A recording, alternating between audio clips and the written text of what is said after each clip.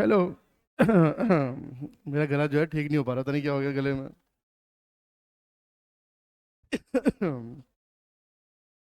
हाँ, तो magnetic circuit हो चुका है कंप्लीट। इसे धीरे धीरे क्वेश्चन करते रहेंगे और सब बेटर अंडरस्टैंडिंग लेते रहेंगे इसकी। उसके लिए ज़रूरी है कि हम घर पे क्वेश्चन करें ज़्यादा से ज़्यादा। ठीक है, क्योंकि अभी सारे कॉन्सेप्ट डिस्कस नहीं हुए हैं, ऐसा मुझे लग रहा है, क्योंकि होंगे धीरे धीरे हो जाएंगे। शांत हो जाएगा। तो मैग्नेटिक सर्किट के जो कॉन्सेप्ट है अब लगेंगे मशीन में। तो सबसे पहली है ट्रांसफार्मर। देखते हैं कि क्या क्या है इसमें। ट्रांसफार्मर समझ में आ गया, तो इंडक्शन मोटर आदि समझ में आ गई, समझ लो। वहाँ सिर्फ घुमा देंगे उसको, और कुछ भी नहीं। तो बहुत आसान है। वही फिर से बात, डेली जो है घर पे शॉर्ट नोट्स बनाते रहे, बताते रहूँगा मैं क्या है। ठीक है ना। तो ट्रांसफार्मर जो है क्या है?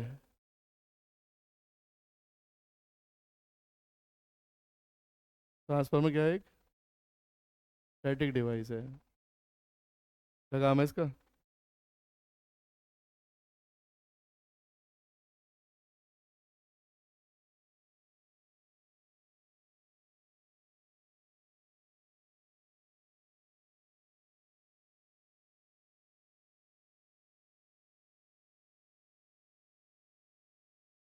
ये है ट्रांसफार्मर।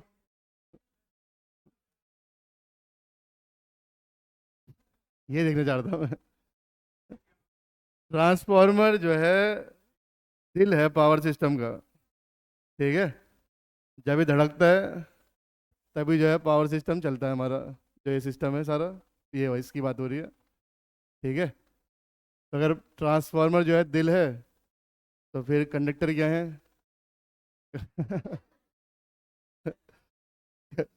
कंडक्टर जो है धमनियां है, आर्टरीज है, वेन्स हैं।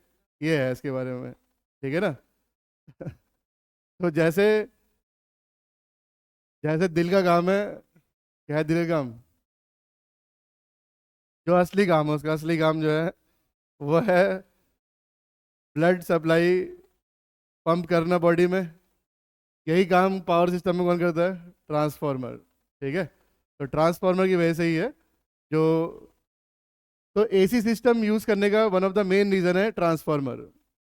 एसी सिस्टम यूज करने का one of the main reason है कि आखिर हम डीसी और एसी में से हमने एसी पे क्यों गए। तो उसका जो सबसे मेन कारण है वो क्या है? ट्रांसफार्मर। अभी समझते हैं कि क्या है ऐसा। तो ट्रांसफार्मर बेसिकली करता क्या है?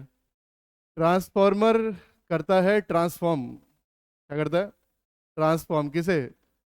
वोल्टेज और करंट को। ठीक है। ट्रांसफॉर्म का मतलब समझते हो? जैसे हम कहते हैं कि इसने यार अपनी बॉडी ट्रांसफॉर्म कर ली, या ऐसे बॉडी बना ली, मतलब चेंज कर लिया कुछ। तो अगर कोई चेंज आ रहा है तो वो ट्रांसफॉर्म करना है उसे। तो वोल्टेज और करंट करता है ट्रांसफॉर्म। और अगर आए ट्रांसफर, क्या करता है? दो चीज़ आती है एग्जाम में कि ट्रांसफर ट्रांसफॉर्म्स। तो आंसर क्या होंगे? वोल्टेज और करंट। अगर आएगा ट्रांसफॉर्मर ट्रांसफर्स, कि क्या ट्रांसफर करता है? तो पावर ले जाता है एक जगह से दूसरी जगह पे। तो ट्रांसफर तो करता है पावर, और ट्रांसफॉर्म किसे करता है? वोल्टेज और करंट को। पहली बात तो ये समझ में आ गई तुम्हारे। तो एक क्वेश्चन तो यहीं से आता है कि जो हम समझ नहीं पाते कई बार। मैं लिखाता हूँ, सारी बातें लिखाऊंगा, टेंशन ना ले। ठीक है। तो होता क्या है कि यहाँ है जनरेटर।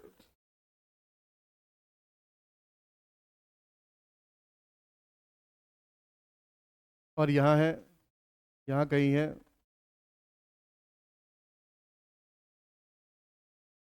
तुम्हारा घर।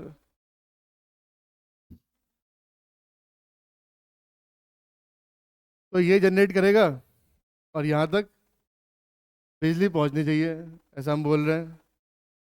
तो जनरेटर कहाँ लगाए?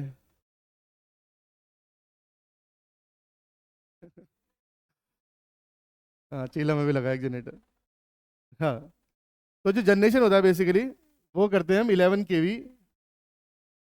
कई जगह 15.2 kV भी यूज़ किया है हमने। कई जगह पर 19 kV भी यूज़ किया है। ठीक है, 33 kV तक की जनरेटर हम यूज़ करे हैं हमने। ठीक है। तो जनरेटर 11 kV में ही क्यों जनरेट करता है? ऐसा कोई कारण खास? किसी को पता हो, किसने कुछ पढ़ा हो डिप्लोमा में? तो पुराने बच्चे जो आते थे वो तो पढ़ के आते थे, वो तो बता देते सर इसका कारण फॉर्म फैक्टर है। लेकिन तुम्हें तो कुछ पढ़ा ही नहीं लग रहा मुझे। चलो उन्होंने उन्होंने कुछ तो पढ़ा, कम से उन्हें क्यूरियोसिटी तो थी। तो ऐसा कुछ है नहीं, फॉर्म फैक्टर से ऐसा कोई मतलब नहीं है। कई लोग ऐसा सोचते हैं कि 1.11 फॉर्म फैक्टर होता है तो 11 kV इसलिए ऐसा है। ऐसा कुछ भी नहीं है। सबसे पहली जो हमने पहली बार जब इलेक्ट्रिसिटी देखी थी 110 वोल्ट पे देखी थी, तो वो धीरे धीरे 110 फिर 220 में चले गए थे। फिर ऐसे करते करते वो लेवल जो बन गए वो बन गए लगभग लगभग उसी के मल्टीपल में। 11 के मल्टीपल में ही ज़्यादातर वोल्टेज लेवल है, ऐसा नहीं कह रहा मैं सारे हैं, सारे नहीं है। 11 के मल्टीपल पर ही ज़्यादातर वोल्टेज लेवल है। जैसे कि 110 है, फिर 220 है, वैसे 220 नहीं एक्चुअल में कितना है वो 230 है। कितना है वो 230। ठीक है। क्या जैसे 11 है, फिर जो है 33 है, फिर 132 है, 66 है।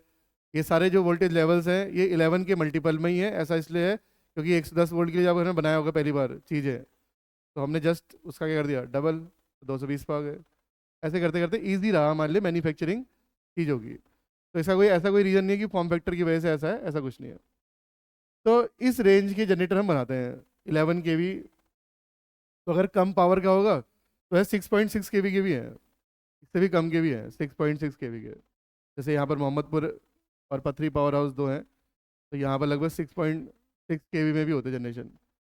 तो अगर छोटे जनरेटर होंगे ना, कम मेगावाट के जनरेटर होंगे, तो कम कम वोल्टेज पे जनरेट करते हैं। जितने ज़्यादा मेगावाट के होते जाएंगे उतना ही वोल्टेज लेवल जनरली हम बढ़ा देते हैं। ठीक है। जैसे तो रफली 11 kV बोलते हैं कि 11 kV में जनरेशन होता है, जो कि पूरी तरह सही नहीं है। टिहरी में देखा जाए तो लगभग 15.2 kV में है, तो वहाँ जनरेटर का साइज थोड़ा बड़ा है। थोड़े से अगर हम थर्मल पावर प्लांट में जाएंगे तो वहाँ 1000 मेगावाट तक के जनरेटर होते हैं, तो उनके साइज और भी ज़्यादा है। तो वहाँ पर हम 33 kV तक चले जाते हैं। क्यों जाते हैं भाई, समझेंगे आगे। तो पहली बात तो जनरेटर जो है इस रेंज के होते हैं। जनरेशन जो है वो इसमें होता है 6.6 kV में भी होता है, 11 kV में होता है, लेकिन अगर जनरली ऐसे लिखा था कि 11 kV में जनरेशन होता है, जो कि पूरी तरह ठीक नहीं है बात। अलग अलग वोल्टेज लेवल है। तो क्यों होता है, क्योंकि हर बात आती है किस पे, पैसे पे या फिर रुपए पे फिलहाल। तो हर जो खेल है वो रुपए पैसे का ही है। तो इस साइज की जनरेटर है, जैसे हमने देखा होगा कि अगर मान लो 100 मेगावाट पावर जनरेट कर रहे हैं सपोज, तो जो ज़्यादा इकोनॉमिकल बैठता है हमें, वो ये बैठता है कि हम इस रेंज का जनरेटर बना रहे हैं। तो पैसे के हिसाब से जो इकोनॉमिकल बैठता है वो ये रेंज है कि अगर ज़्यादा पावर का है तो थोड़े ज़्यादा वोल्टेज कर लेते हैं, कम का है तो कम कर लेते हैं। तो मोस्ट इकोनॉमिकल बैठता है हमें इस रेंज का जनरेटर। तो जनरेटर इस रेंज में इतनी वोल्टेज लेवल की यूज़ कर रहे हैं क्योंकि क्या है, ये मोस्ट इकोनॉमिकल है, पहली बात। तो जनरेशन होता है 11 kV के अराउंड, ऐसा मान ले रहे हैं। वैसे मैंने कहा अलग अलग 6.6 kV भी है, लेकिन कोई बात नहीं। तो इस रेंज पे, लेकिन क्यों क्यों यूज़ करते हैं फिलहाल इस जनरेशन पे, क्योंकि मोस्ट इकोनॉमिकल है। अब वहाँ से यहाँ लानी है बिजली, सीधे अगर यहाँ आ गई 11 kV या 33 kV, तो क्या होगा कि एक दिन तुम टहल रहे होगे ऐसे ही और तुम्हारे बाल क्या हो जाएंगे। हाँ। तो इसीलिए डायरेक्ट तो लेके आएंगे नहीं। ठीक है। क्योंकि क्योंकि 11 kV का जो अगर हमें स्विच ऑन ऑफ भी करना है ना, तो फिर ऐसे स्विच थोड़ी लगाएंगे वहाँ पे। ठीक है ना। जैसे अगर हम सर्किट ब्रेकर पढ़ रहे हैं, बेसिक सर्किट ब्रेकर क्या है, सर्किट ब्रेकर क्या है, स्विच है वो। क्या है वो, ऑन ऑफ करने के काम आ रहा है वो। क्या काम आ रहा है वो, ऑन ऑफ करने के। तो ऑन ऑफ करने के काम आ रहा है, तो हम देखते हैं कि उसमें जैसे कि अगर हम एक मोटर वगैरह कहीं बंद करें, कोई हैवी लोड बंद करें, तो इसमें स्पार्किंग दिखती है हमें। तो अगर ज़्यादा वोल्टेज लेवल पे हम जाते हैं, ज़्यादा लोड देखते हैं, तो वहाँ पर जो आर्किंग है वो क्या होगी, और ज़्यादा होगी। कुल मिला के बात यह है कि हम होम अप्लायंसेस या फिर जैसे पंखा बनाना है हमें, तो 230 के हिसाब से तो बना हुआ है। 11 kV का पंखा बनाने के लिए जो फिर वाइंडिंग वगैरह इंसुलेशन वगैरह क्या चाहिए होंगे और ज़्यादा। तो ऐसे हम जनरली यूज़ नहीं कर पाएंगे। बेसिकली ह्यूमन सेफ्टी इंपॉर्टेंट है पहले तो ह्यूमन सेफ्टी के हिसाब से 33 या 11 kV तो हम घर पे दे नहीं सकते। क्यों नहीं दे सकते, ह्यूमन सेफ्टी पहले इंपॉर्टेंट है, सबसे इंपॉर्टेंट है कि आदमी सुरक्षित रहे, खुश रहे, ऐसा हंसता खेलता रहे। ठीक है। हंसता खेलता कब रहेगा ये? जब इसके बाल ऐसे होंगे। ठीक है। हाँ। अब क्या है कि सपोज हमें ये जो है जो पावर है ये बहुत दूर पहुंचानी है, 300-400 किलोमीटर दूर पहुंचानी है। ठीक है, उत्तरकाशी ले जाना है हमें सपोज से। उत्तरकाशी का एक बच्चा बैठा हुआ है यहाँ पे। तो अब ऑप्शन थे हमारे पास कि अगर हम इसी रेंज पे भेज दें आगे, तो इसका ना एक बात तो क्लियर हो गई कि हमें यहाँ तक घर पे लाने के लिए वोल्टेज को कम करना पड़ेगा। क्या करना पड़ेगा? वोल्टेज को कम करना पड़ेगा। तो या फिर अगर हम कम वोल्ट पे जनरेट करें तो क्या दिक्कत है कि 11 के में जनरेट करके अगर हम सीधे 220 पे करें तो क्या दिक्कत है? अभी समझते हैं इस बात को। तो सपोज हमें एक्स अमाउंट ऑफ पावर भेजनी है, जैसे कि हमें पता है कि हमारे घर में यार पंखे हैं, फ्रिज है, 10 तरह की चीज़ है, तो हमें पता है कि यार 2 किलोवाट चाहिए चाहिए हमें, या एसी भी लगा तो 5 किलोवाट चाहिए चाहिए। तो हमें पता है कि हमारी रिक्वायरमेंट 5 किलोवाट की है। कितने की है? 5 किलोवाट की। तो ऐसे ही एक शहर जब बना होगा तो पता है कि इतने घर हैं, इतनी पॉपुलेशन है, तो इतने मेगावाट की जो है वहाँ पे डिमांड है। क्या है? इतने मेगावाट की डिमांड है। तो इसका मतलब हमें एक ट्रांसमिशन लाइन लेके जानी पड़ेगी उस शहर तक जहाँ पर उतने ही मेगावाट की वो सप्लाई कर पाए। जहाँ पर क्या कर पाए वो, जैसे मान लो हम कह रहे हैं कि पी मेगावाट की डिमांड है उत्तरकाशी शहर में। कितने की डिमांड है? पी मेगावाट की डिमांड है उत्तरकाशी शहर में। तो हमारे पास ऑप्शन है कि हम जो है कम वोल्ट पे जनरेट करके भेज दें क्या, क्योंकि अल्टीमेटली तो हमें घर पे जो है 220 ही चाहिए, 220 वोल्ट। क्यों चाहिए? क्योंकि ह्यूमन सेफ्टी है उसमें। या थ्री फेज सारी 415 वहाँ तक की। ठीक है। तो हमें P amount of power suppose Uttarkashi शहर में चाहिए, किसी भी शहर में चाहिए, तो कैसे निकलेगा वो? हम देखेंगे कि जितने आबादी बसती आ रही है, जितने घर बसती आ रही है, तो हम कनेक्शन लेते हैं ना यूपीसीएल से, इतने किलोवाट का, इतने किलोवाट का। उस हिसाब से यूपीसीएल भी ट्रांसफार्मर लगाता है। क्या लगाता है? ट्रांसफार्मर की, जैसे कि किसी कॉलोनी का लोड इतना है तो ट्रांसफार्मर लगाएगा। अगर तुमने कम मेगावाट कम किलोवाट का लोड लिया होगा और तुम घर में ज़्यादा कंज्यूम कर रहे होगे तो ट्रांसफार्मर कम का लगा होगा, लेकिन तुम क्या कर रहे हो? ज़्यादा। और तुम क्या, पूरा मोहल्ला ही ऐसा करे तो ट्रांसफार्मर क्या होगा? फूक जाएगा, ब्लास्ट थोड़ी होगा ऐसे। तो बम थोड़ी बनाया हो, ट्रांसफार्मर बनाया भाई। हाँ हाँ। तो मेन बात यह है कि इस जो हम कनेक्शन लेते जाते हैं उस कनेक्शन के हिसाब से भी लोड कैलकुलेट हो रहा है एक तरीके से। क्या कैलकुलेट हो रहा है? लोड। और या फिर रियल टाइम भी लोड कैलकुलेट होता है। ठीक है। तो कुल मिला के बात यह है कि पी अमाउंट ऑफ पावर है, तो 3 फेज पावर जनरली सप्लाई करते हैं हम। तो अगर हम पावर का फॉर्म देखें तो क्या है? √3 VL IL cos पाई। तो ये बात तो कंफर्म है कि हमें पी मेगावाट पावर सप्लाई करनी ही करनी है, ये बात कंफर्म है। अब देखेंगे कि करंट की बात करें तो करंट अगर देखें तो फॉर्मूला हो गया P/√3 VL IL cos phi. IL नहीं आएगा, कोई बात नहीं, IL को वहीं छोड़ दिया था हमने, बाकी सब यहाँ आ गए थे। ठीक है। तो हम अगर देखें, अगर हम वोल्टेज को बढ़ाएं, वोल्टेज करें बढ़ाएं, तो करंट क्या आएगी? कम। तो पी मेगावाट पावर सप्लाई करने के लिए अगर हम वोल्टेज को बढ़ा रहे हैं तो करंट क्या आएगी? कम हो जाएगी। तो इसका मतलब जो कंडक्टर है, कंडक्टर जो है बेसिकली किसके हिसाब से बिछाते हैं हम, या कंडक्टर बेसिकली हम लगाते हैं किस हिसाब से? कि करंट के हिसाब से, वोल्टेज हिसाब से नहीं। अरे भाई, अगर मान लो तुम दुकान पर जाते हो तार खरीदने, तो क्या सोच के लेके आते हो कि वोल्टेज तो सब में बराबर है, 220 वोल्ट की मोटर भी है, 220 वोल्ट का बल्ब भी है, तो क्या देख के लाते हो? करंट के हिसाब से। लोड क्या है? तो अगर ज़्यादा लोड होगा तो ज़्यादा तो मोटा वायर चाहिए होगा, और कम लोड होगा तो पतला वायर चाहिए होगा। ठीक है ना, वो में लेके आते हैं हम कि इतने का वायर चाहिए हमें। तो एसी वगैरह में जैसे ज़्यादा लोड है वो, तो करंट वोल्टेज ज़्यादा है, क्या उसकी क्या ज़्यादा है? उसकी करंट ज़्यादा है। तो करंट अगर ज़्यादा है तो फिर जो तार का साइज चाहिए होगा वो करंट के हिसाब से होता है। किस हिसाब से होता है? करंट के हिसाब से।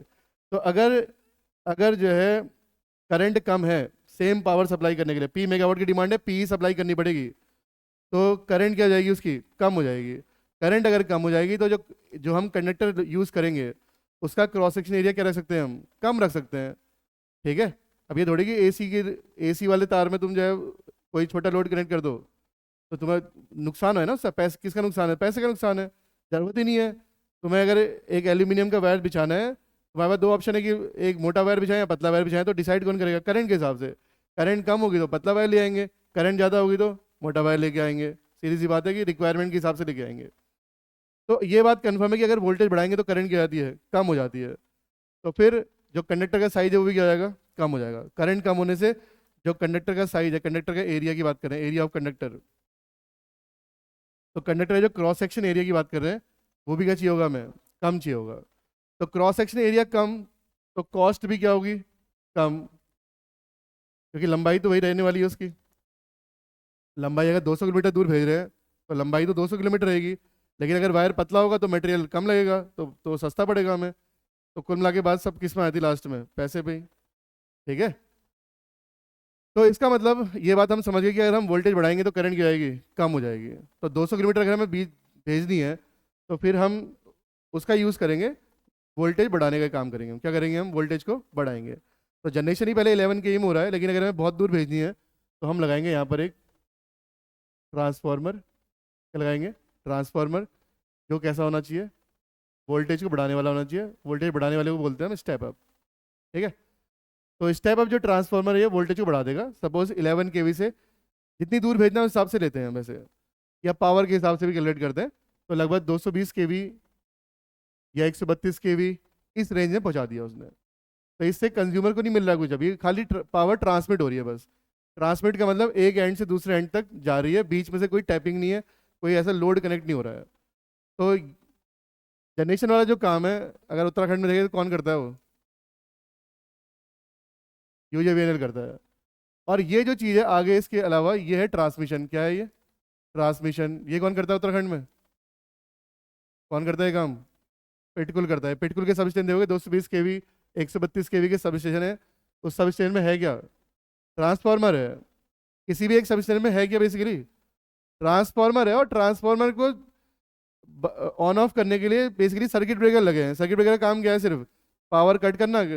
तो ये जो स्विच का काम है वो सर्किट ब्रेकर का काम है। ठीक है ना। तो और कुछ नहीं लगा है बेसिकली, उसमें क्या लगा है, ट्रांसफार्मर। बाकी उसकी प्रोटेक्शन लगी है सारी। ट्रांसफार्मर को बचाने के लिए लाइटनिंग रजिस्टर लगा होगा। ठीक है। सर्किट ब्रेकर लगे हैं, वो तो ऑन ऑफ करने के लिए लगे हुए हैं। आइसोलेटर का भी सेम ही काम है। तो बेसिकली मेन चीज़ क्या है किसी सब स्टेशन में, ट्रांसफार्मर। ठीक है। तो ये काम उत्तराखंड में कौन करता है, पेटकुल। या सेंट्रल में देखें तो कौन सी कंपनी करती है, पीजीसीआईएल करती है। ठीक है। और यहाँ पे देखें तो जैसे एनएचपीसी है, एनटीपीसी है। ठीक है। ये नेशनल हाइड्रो पावर कॉर्पोरेशन है, वो नेशनल थर्मल पावर कॉर्पोरेशन है, एनपीसीआईएल है। ये सारे कौन करते हैं, तो बेसिकली कई इसमें जैन को लिखा रहता है इनको। क्या लिखा रहता है इन्हें, जैन को। जैन को का मतलब जनरेशन कंपनी है ये। क्या है, जनरेशन कंपनी। जैन को शॉर्ट में बोलते हैं, जैसे आंध्रा जैन को, महाराष्ट्र जैन को, यहाँ यूजेवीएनएल बोल दिया उसको। ठीक है ना, वहाँ क्या बोलते हैं हम, जैन को बोलते हैं। तो जैन को बेसिकली जनरेशन कंपनी होती है। और जो ट्रांसमिशन कंपनी होती है ना उन्हें शॉर्ट में बोलते हैं हम ट्रांसको। क्या बोलते हैं, ट्रांसको। ट्रांसको मतलब ट्रांसमिशन कंपनी, सीधी सी बात है। ये सब भी पता होना चाहिए हमें। देखो फॉर्म वगैरह तो भर रहे हो, तुम्हें पता ही नहीं काम क्या है उसका। तो पावर ग्रिड का काम बेसिकली क्या है, ट्रांसमिशन का है। जैसे उत्तराखंड से यूपी ले जा रहे हैं, यूपी से हरियाणा ले जा रहे हैं, तो इंटर स्टेट हो गया ना बीच में। तो इंटर स्टेट हो गया तो एक स्टेट का तो है नहीं उसमें, दो तीन स्टेट इन्वॉल्व हो गए। तो फिर कौन सी कंपनी की पिक्चर में आएगी, पीजीसीआईएल। कौन सी पिक्चर में आएगी, पीजीसीआईएल। ठीक है। तो पीजीसीआईएल बेसिकली सेंट्रल ग्रिड है, सेंटर को संभालती है और कुछ नहीं हो। तो इसके बाद जैसे हमने कहा ट्रांसमिशन हमने कर दिया, तो फायदा क्या हुआ, 220 तक ले जाने से जो करंट है वो क्या हो गई, कम। करंट अगर कम हो गई तो जो क्रॉस सेक्शन एरिया है कंडक्टर का वो भी क्या आएगा, कम। तो कॉस्ट भी आएगी कम। ये इसकी बात करी हमने। और लॉसेस भी साथ साथ कम हो जाएंगे, क्योंकि किसी भी वायर में अगर करंट फ्लो हो रही है तो आई स्क्वायर आर लॉस होते हैं। और करंट अगर कम है तो आई स्क्वायर लॉस भी क्या होंगे, कम होंगे।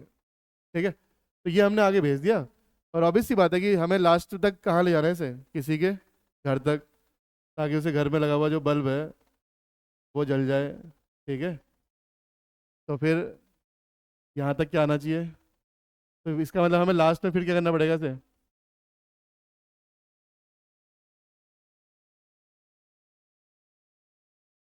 वोल्टेज को दोबारा से करनी पड़ेगी, कम करनी पड़ेगी। और वोल्टेज कम करके कहाँ तक ले आएंगे हम, घर तक ले आएंगे तुम्हारे। तो जनरली यहाँ पे देखें तो 230 वोल्ट, या फिर सिंगल फेज में 230 और थ्री फेज में 415। ठीक है। तो ये यहाँ पर जाके डिस्ट्रीब्यूशन हो गया इसका। क्या हो गया, डिस्ट्रीब्यूशन। वैसे 11 के में डिस्ट्रीब्यूशन होता है, इंडस्ट्री वगैरह में 11 के में होता है। इंडस्ट्री में किस में होता है, 11 के में। ठीक है। तो वो ज़्यादा मोटर है उसमें। तो ये होता है लास्ट का डिस्ट्रीब्यूशन। क्या बोलते हैं इसे, डिस्ट्रीब्यूशन। ये काम कौन करता है यहाँ पर, इसको बोलते हैं इसे वैसे।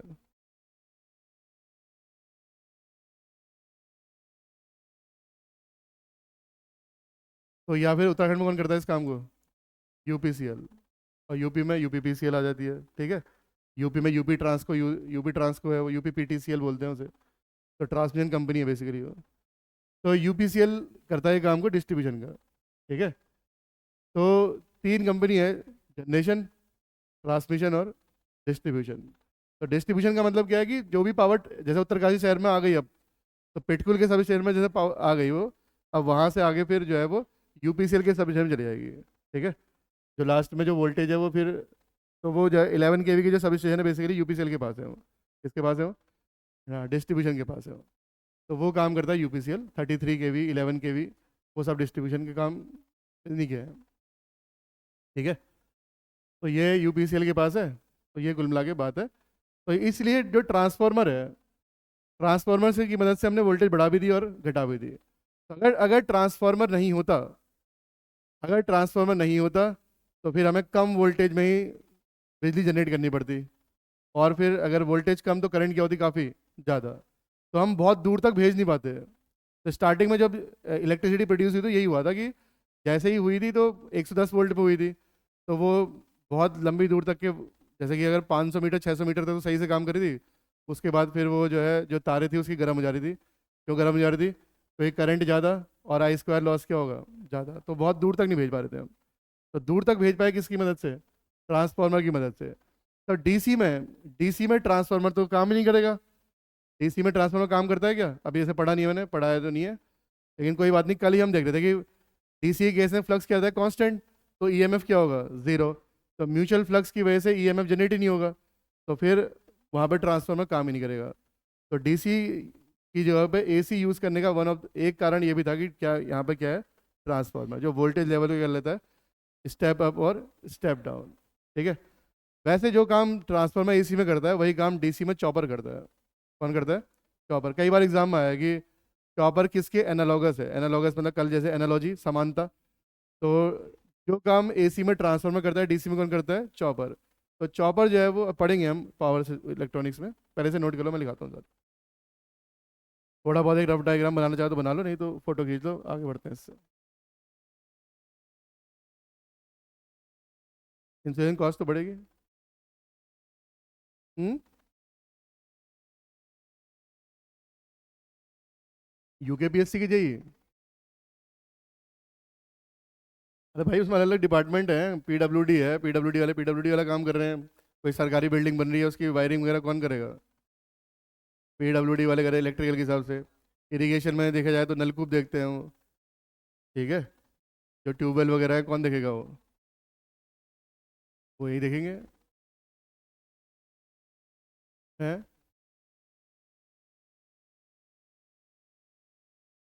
तो इलेक्ट्रिकल के तो यही है, और एक डिपार्टमेंट और है, सेफ्टी डिपार्टमेंट, जो कि इस बात पे ध्यान रखता है कि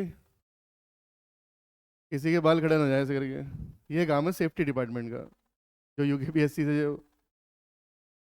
जो फॉर्म भरे जाते हैं। ठीक है। तो अगर ऐसा कुछ हो गया तो वो बनाते हैं रिपोर्ट इसकी कि क्यों हुआ ऐसा। ठीक है। गलती किसकी थी? आदमी की गलती थी या फिर लाइन की गलती थी? तो गलती किसकी रहेगी?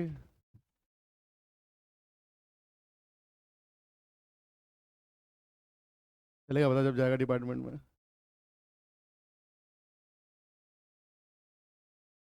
तो ये वाली कहानी शायद समझ में आई होगी जो मैंने समझाने की कोशिश करी। तो इसका आइडिया होना जरूरी है पहले कि आखिरकार ऐसा क्यों हुआ। तो ट्रांसफार्मर की मदद से ही हम बेसिकली वोल्टेज को अप डाउन कर पाए, ट्रांसफॉर्म कर पाए बेसिकली। उसका नाम क्या है? उसे ट्रांसफार्मर। काम कैसे करता है अभी पढ़ेंगे आगे। ठीक है।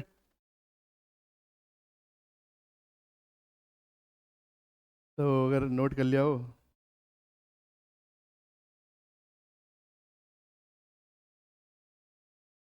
फोटो खींच लो, स्पेस छोड़ दो इसके लिए, क्योंकि अभी घर पे सजा लेना घर अपना। पेड़ पंछी सब बना लेना इसमें।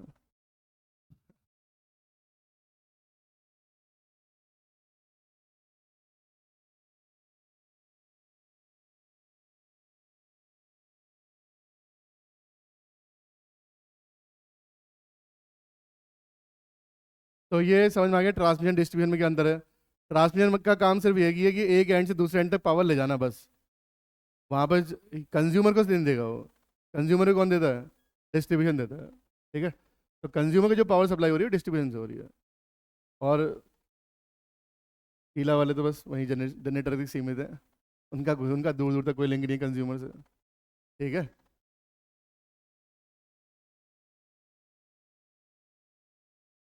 तो इसीलिए यहाँ वाले करते हैं, यहीं से अपनी एक लाइन लेके आते हैं, अपने घर तक ले आ लेते हैं बस चुपचाप ताकि पंगा ही खत्म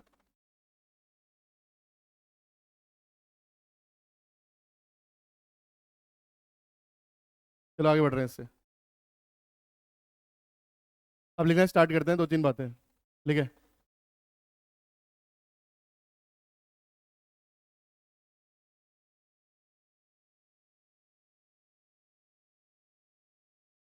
लिखे ट्रांसफॉर्मर, ट्रांसफॉर्मर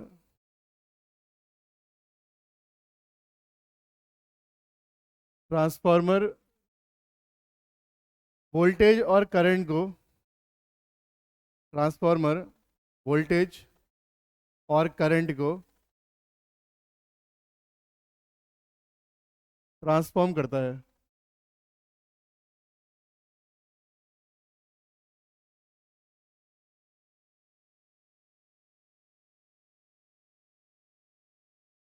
ठीक है।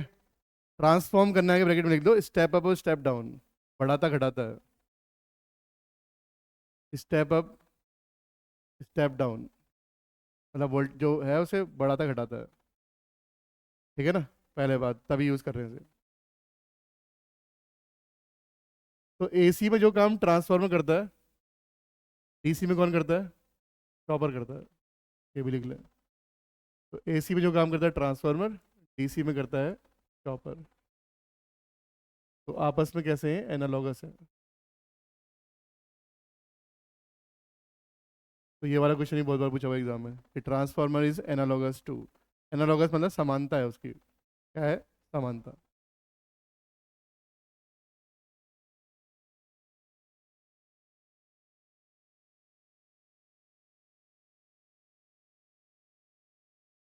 दूसरा तीसरा पॉइंट लिखा है, ये सारे क्वेश्चन ही है समझ लो एक तरीके से, ठीक है। सब ये जो हर एक पॉइंट क्या बता रहा है, क्वेश्चन को बता रहा है। थर्ड पॉइंट लिखा है, ट्रांसफॉर्मर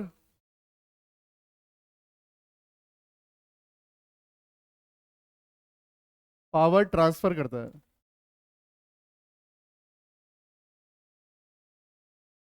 पावर ट्रांसफर करता है, पावर ट्रांसफर करता है,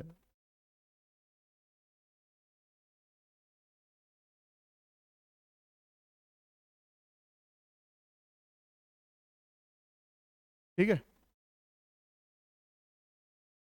तो अगर ट्रांसफर पूछे तो पावर, और ट्रांसफॉर्म पूछे तो वोल्टेज और करंट, ध्यान दे इस बात पर, ठीक है। दोनों दोनों क्वेश्चन एग्जाम में आते हैं। तो ट्रांसफर करता है मतलब एक स्थान से दूसरे स्थान तक ले जाता है, ठीक है, पावर को। अब तुमने आज से तो ये पढ़ा है ना कि जो करंट है वो हाई वोल्टेज से लो वोल्टेज तक जाती है, लेकिन हम क्या देख पा रहे हैं यहाँ से कि 11 से कहाँ चली गई है? 220। तो लो कौन सा है? 11। हाई कौन सा है? 220। तो पावर कहाँ की तरफ गई? लो से हाई भी गई, और फिर हाई से लो भी गई। ये तो खास बात है ट्रांसफार्मर की, पढ़ेंगे आगे। तो ट्रांसफार्मर में देख पा रहे हैं कि हम पावर जो है जनरली हम पढ़ते हैं कि हाई वोल्टेज से लो वोल्टेज जाती है, लेकिन अभी क्या पढ़ा हमने कि लो से हाई भी जा रही है और हाई से लो भी जा रही है, देखेंगे कि कैसे जा रही है। चलो ठीक है, अब आते हैं नेक्स्ट उस पर। नेक्स्ट क्या है? ठीक है, नेक्स्ट तो अब, तो ये सब बातें लिख ली ना हमने। मैं लिखा नहीं रहा इस बात को, ये जो मैंने यहाँ लिखा है ना कि एरिया एरिया कम चाहिए, कॉस्ट कम हो जाएगी, अपने आप से लिख लोगे ना इसे, ठीक है, ये लिख लेना। अब बढ़ते हैं ट्रांसफार्मर के बारे में थोड़ा सा और, अगली स्लाइड पर आते हैं।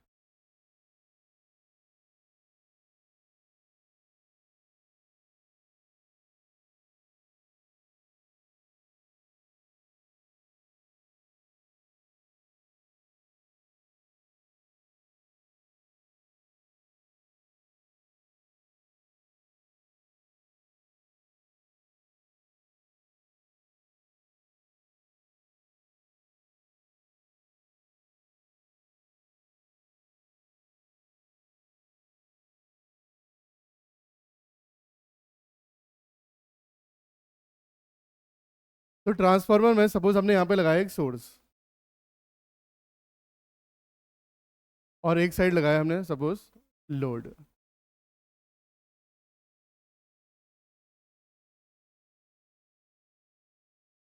तो अगर सोर्स लगाया हमने तो यहाँ पे करंट फ्लो होगी, ठीक है। तो क्योंकि एसी लगाया हमने, क्या लगाया है, एसी, तो ये जो करंट है टाइम के साथ क्या होगी, इसकी वैल्यू चेंज होगी, डायरेक्शन भी चेंज होगी और मैग्नीट्यूड भी, ठीक है ना। एसी ऐसे चलती है, कभी पीक पे, कभी जीरो पे, कभी नेगेटिव पीक पे, तो डायरेक्शन भी चेंज होती है और मैग्नीट्यूड भी। तो इसकी वजह से, करंट की वजह से एक फ्लक्स प्रोड्यूस होगा, करंट की वजह से क्या होगा, एक फ्लक्स प्रोड्यूस होगा। और अगर फ्लक्स प्रोड्यूस हो रहा है तो फिर वहाँ पे क्या होगा, एक, हाँ, क्योंकि जो फ्लक्स है वो भी टाइम के साथ क्या होगा, चेंज होगा। तो बताओ जरा, फ्लक्स की डायरेक्शन कहाँ की तरफ होगी, पहले तो ये बताओ मुझे। अगर यहाँ पे करंट ऐसे फ्लो करी तो फ्लक्स कहाँ की तरफ जाएगा, ये बताओ सबसे पहले तो। अब ये तो जो है कई दिनों चल रहा है, ट्रांसफार्मर में यूज होने वाला है, मैं बताया तुम्हें।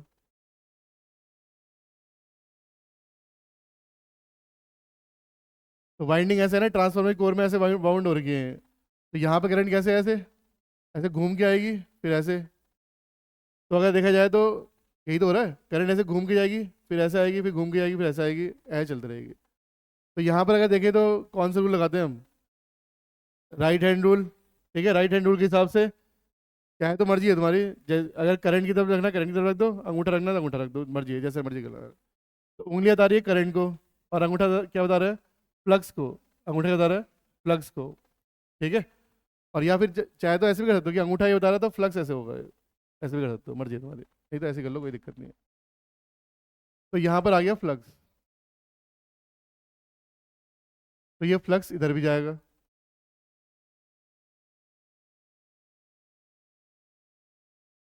ठीक है। तो यहाँ पर जो है, जो करंट है वो चेंज हो रही टाइम के साथ, जो फ्लक्स भी टाइम के साथ क्या होगा, चेंज होगा। कल भी पढ़ा था हमने इस बात को। तो यहाँ पे क्या इंड्यूस होगा, ईएमएफ, और यहाँ पे क्या इंड्यूस होगा, ईएमएफ, क्योंकि यही जो फ्लक्स है ये भी लिंक कर रहा है। अगर स्विच ओपन है, अगर स्विच ओपन है तो कोई भी करंट फ्लो नहीं होगी, लेकिन ईएमएफ तो जनरेट हो जाएगा। जैसे स्विच क्लोज करेंगे तो करंट भी फ्लो हो जाएगी, अगर स्विच क्लोज करेंगे तो करंट भी फ्लो हो जाएगी, अदरवाइज ईएमएफ तो होगा ही होगा, ठीक है। तो जरा थोड़ा बहुत पहले ट्रांसफार्मर के बारे में लिखते हैं, फिर समझेंगे, दोबारा इस पर आते हैं। लिखे जरा, लिखे, ट्रांसफार्मर के बारे में लिखना शुरू करते हैं पहले, फिर मैं एक एक पॉइंट लिखाते रहूंगा, समझाते भी रहूंगा। पहले लिखे, ट्रांसफार्मर एक स्टैटिक डिवाइस है, ट्रांसफार्मर एक स्टैटिक डिवाइस है,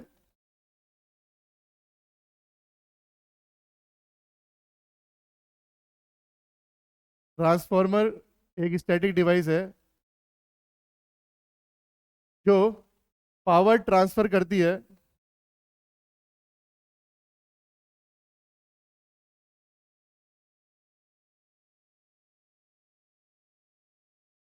एक इलेक्ट्रिकल सर्किट से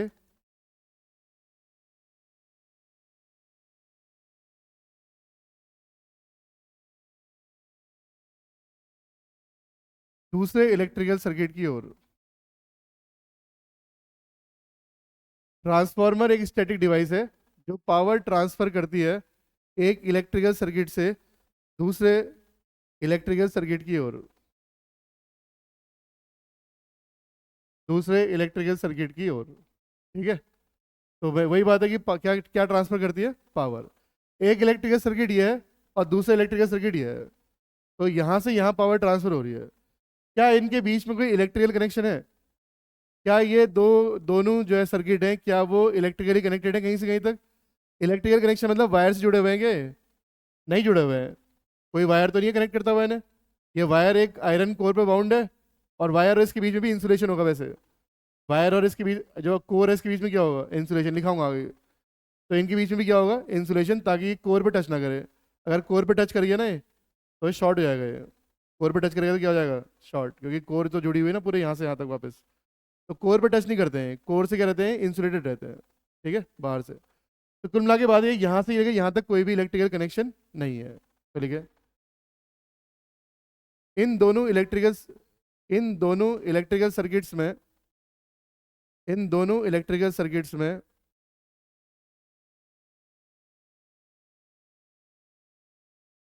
इलेक्ट्रिकल कनेक्शन नहीं होता है।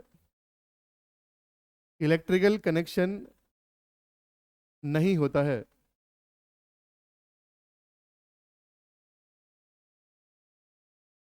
इलेक्ट्रिकल कनेक्शन नहीं होता है। इनके बीच में इनके बीच में मैग्नेटिक कपलिंग इनके बीच में मैग्नेटिक कपलिंग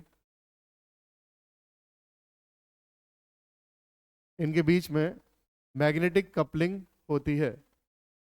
इनके बीच में मैग्नेटिक कपलिंग होती है। ठीक है। तो वैसे जहां पर हम सोर्स लगाते हैं उसे बोलते हैं हम प्राइमरी वाइंडिंग, और जहां से लोड होता है उसके बोलते हैं सेकेंडरी वाइंडिंग। अभी दिखाऊंगा, अभी लिखना। तो कुल मिला के बात यह है कि अगर हमसे एग्जाम में ऐसा पूछे क्वेश्चन, ये बताया कि resistance between primary winding and secondary winding, कि प्राइमरी और सेकेंडरी वाइंडिंग के बीच में कितना रेजिस्टेंस होगा, तो आंसर क्या होगा? समझ में क्वेश्चन? समझ में आया? प्राइमरी वाइंडिंग और सेकेंडरी वाइंडिंग के बीच में रेजिस्टेंस कितना होगा? तो क्या कोई कनेक्शन इनके बीच में, मतलब आपस में कैसे हैं, ओपन है, तो आर कितना हो गया? ओपन मतलब क्या क्या बोलते हैं ओपन को? मैं इतना क्या सोचना पड़ रहा है इसके बारे में? तो ओपन सर्किट मतलब इनफाइनाइट रेजिस्टेंस। अगर पूछे कि रेजिस्टेंस क्या होगा इनके बीच का, तो क्या होगा आंसर? इनफाइनाइट। लिखो जरा, पॉइंट की फॉर्म में लिख लो।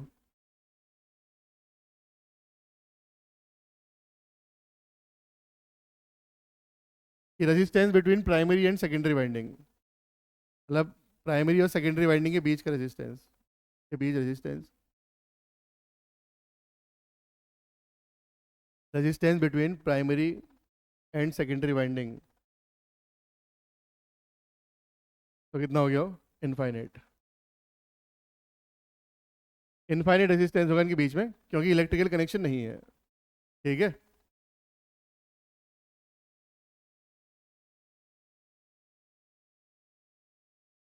तो ये जो हम बात पढ़ते हैं ना कि जो पावर है वो हाई वोल्टेज से लो वोल्टेज जाती है, ये बात हम तब पढ़ते हैं जब जो सर्किट है वो इलेक्ट्रिकली कनेक्टेड हो।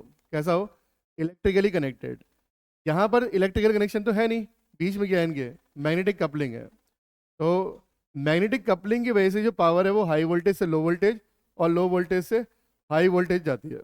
लिखे फिर नेक्स्ट पॉइंट, लिखे मैग्नेटिक कपलिंग के कारण, मैग्नेटिक कपलिंग के कारण, मैग्नेटिक कपलिंग के कारण पावर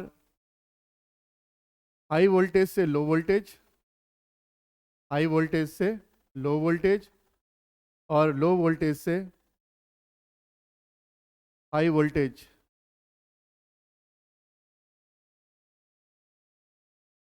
और लो वोल्टेज से हाई वोल्टेज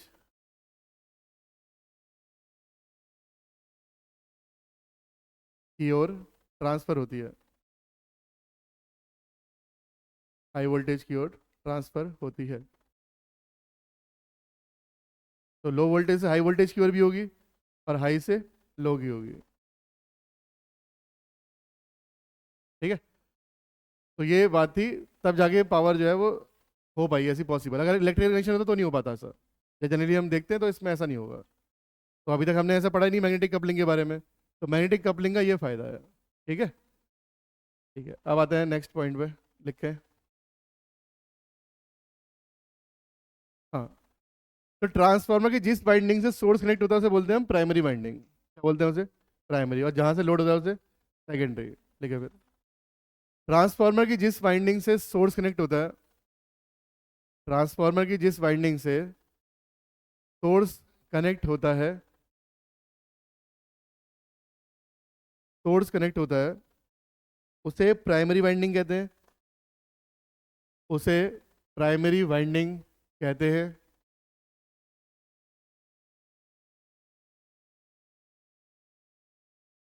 और जिससे लोड कनेक्ट होता है उसे सेकेंडरी वाइंडिंग कहते हैं।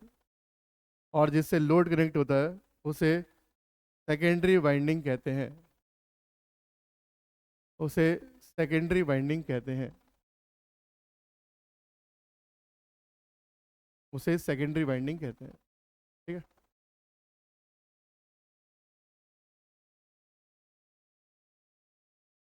उसे सेकेंडरी वाइंडिंग कहते हैं। अब जैसे कई सारे ट्रांसफार्मर ऐसे हैं जिसमें कई बार ऐसा होता है कि मान लो इंटरकनेक्टेड सिस्टम है कि सपोज हमें यहाँ पे चाहिए पावर, तो हम जैसे मान लो कि दो जनरेटर हैं, एक हरिद्वार में और एक उत्तरकाशी में, ठीक है। तो मान लो अगर उत्तरकाशी में डिमांड है ज़्यादा, तो क्या करेंगे, हरिद्वार से इधर सप्लाई कर देंगे। और हरिद्वार में डिमांड ज़्यादा है तो उत्तरकाशी से यहाँ सप्लाई कर देंगे। तो उस केस में हम प्राइमरी और सेकेंडरी किसी को बोल ही नहीं पाएंगे। तो अगर कभी लोड नहीं लगा है किसी सिस्टम में, तो हम उसे प्राइमरी और सेकेंडरी डिस्क्राइब नहीं कर पाएंगे, क्योंकि हमारी हमारी मर्जी है ना, हम चाहे यहाँ सोर्स लगा लें और चाहे तो लोड लगा लें। हम चेंज करते हैं लोड और सोर्स की पोजीशन को, जब मर्जी चाहे तब कर सकते हैं, ठीक है ना। तो मतलब कहने का ये है कि अगर लोड नहीं लगा है तो हम उसे प्राइमरी सेकेंडरी नहीं बोलेंगे, हम बोलेंगे तब उसे हाई वोल्टेज वाइंडिंग और लो वोल्टेज वाइंडिंग, ठीक है। नेक्स्ट पॉइंट लिखे, लिखे, यदि ट्रांसफार्मर से लोड कनेक्टेड नहीं है, यदि ट्रांसफार्मर से लोड कनेक्टेड नहीं है,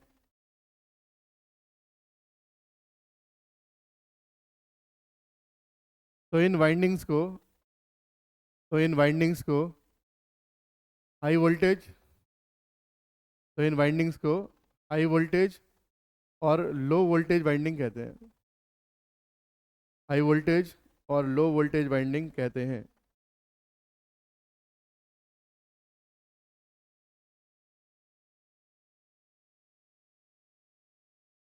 लो वोल्टेज वाइंडिंग कहते हैं, ठीक है।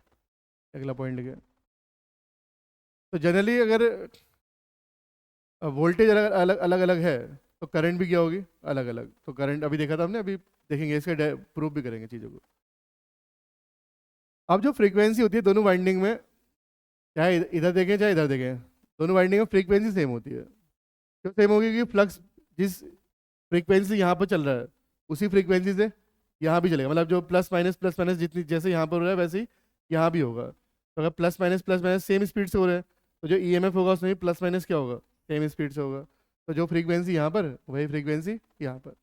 तो नेक्स्ट पॉइंट है, दोनों वाइंडिंग में फ्रीक्वेंसी सेम होती है, दोनों वाइंडिंग्स में फ्रीक्वेंसी सेम होती है, दोनों वाइंडिंग में फ्रीक्वेंसी सेम होती है, दोनों वाइंडिंग में फ्रीक्वेंसी सेम होती है, समझ गए ना। तो जिस फ्रीक्वेंसी यहाँ पर फ्लक्स ऑसिलेट कर रहा है उसी फ्रीक्वेंसी से यहाँ भी करेगा। मतलब प्लस माइनस का रेट तो है वो। नेक्स्ट लिखे, दोनों वाइंडिंग में एपरेंट पावर सेम होती है, दोनों वाइंडिंग में एपरेंट पावर, एपरेंट पावर मतलब वी इंटू आई। मतलब क्या, V into I. Three phase में √3 VRI होता है, लेकिन वी इंटू आई भी लिख दें। तो जो उसकी KVA रेटिंग होगी दोनों की, या MVA रेटिंग होगी, वी इंटू आई ना। तो वो क्या, दोनों में एपरेंट पावर क्या होती है, सेम। तो अगर इधर इधर हम कह रहे हैं कि 1 MVA है, तो इधर भी क्या होगा, 1 MVA। तो वो पावर सेम है। क्या चीज़ सेम है, पावर, वो भी कौन सी, एपरेंट पावर, ठीक है ना। तभी तो ऐसा हो पा रहा है कि वोल्टेज कम हो रही है तो करंट क्या हो जा रही है, ज़्यादा। और वोल्टेज ज़्यादा तो करंट कम। अभी देखेंगे आगे, ठीक है, समझेंगे और। अब लिखे heading, application of transformer, application of transformer, application of transformer. जब स्टार्ट हुआ है ट्रांसफार्मर, सिर्फ अभी घर जाके सिर्फ पढ़ना ही पढ़ना है और कुछ नहीं करना, क्वेश्चन भी नहीं करने, कुछ नहीं करना, सिर्फ पढ़े इसे, डेली पढ़े। एप्लीकेशन ऑफ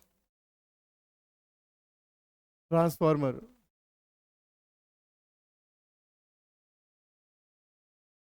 तो पहला एप्लीकेशन तो यही कि वोल्टेज और करंट को स्टेप अप और स्टेप डाउन करने में, ठीक है, पहला पॉइंट।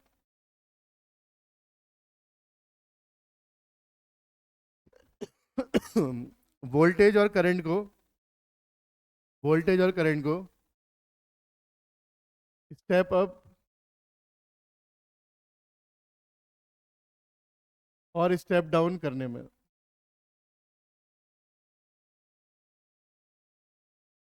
ठीक है।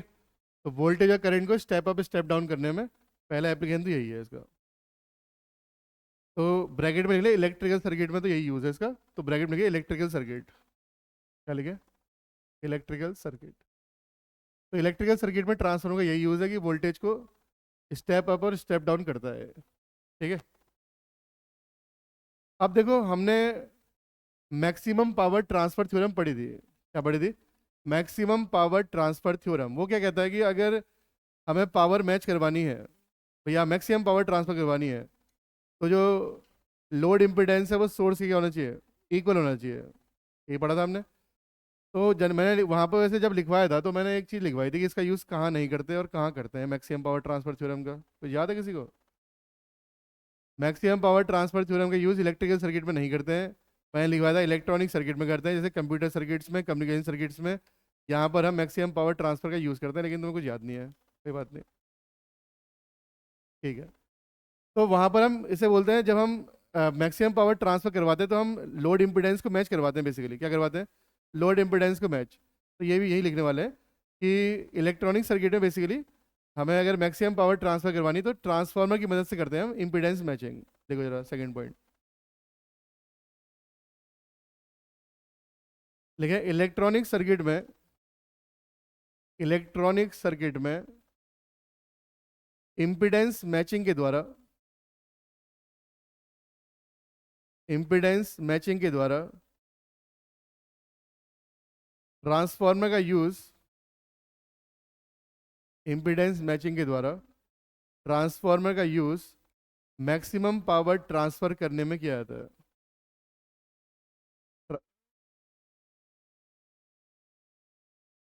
ट्रांसफार्मर का यूज मैक्सिमम पावर ट्रांसफर में किया जाता है। अरे इम्पिडेंस मैचिंग के द्वारा ट्रांसफार्मर का यूज मैक्सिमम पावर ट्रांसफर में किया जाता है, ठीक है।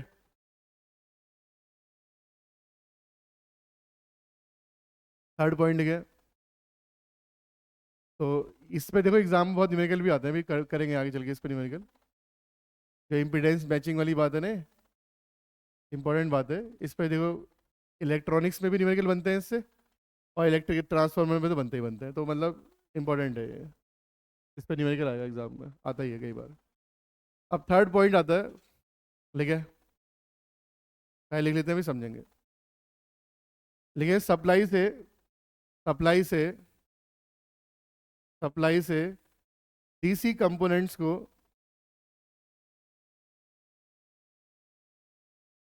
डीसी कंपोनेंट्स को डीसी कंपोनेंट्स को फिल्टर आउट,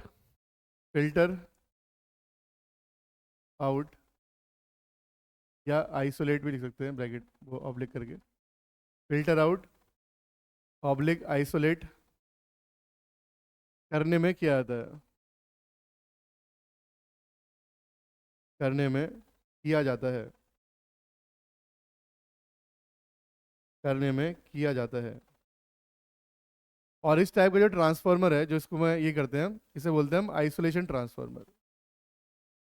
इस ट्रांसफार्मर का नाम है क्या, आइसोलेशन ट्रांसफार्मर, आइसोलेशन ट्रांसफार्मर।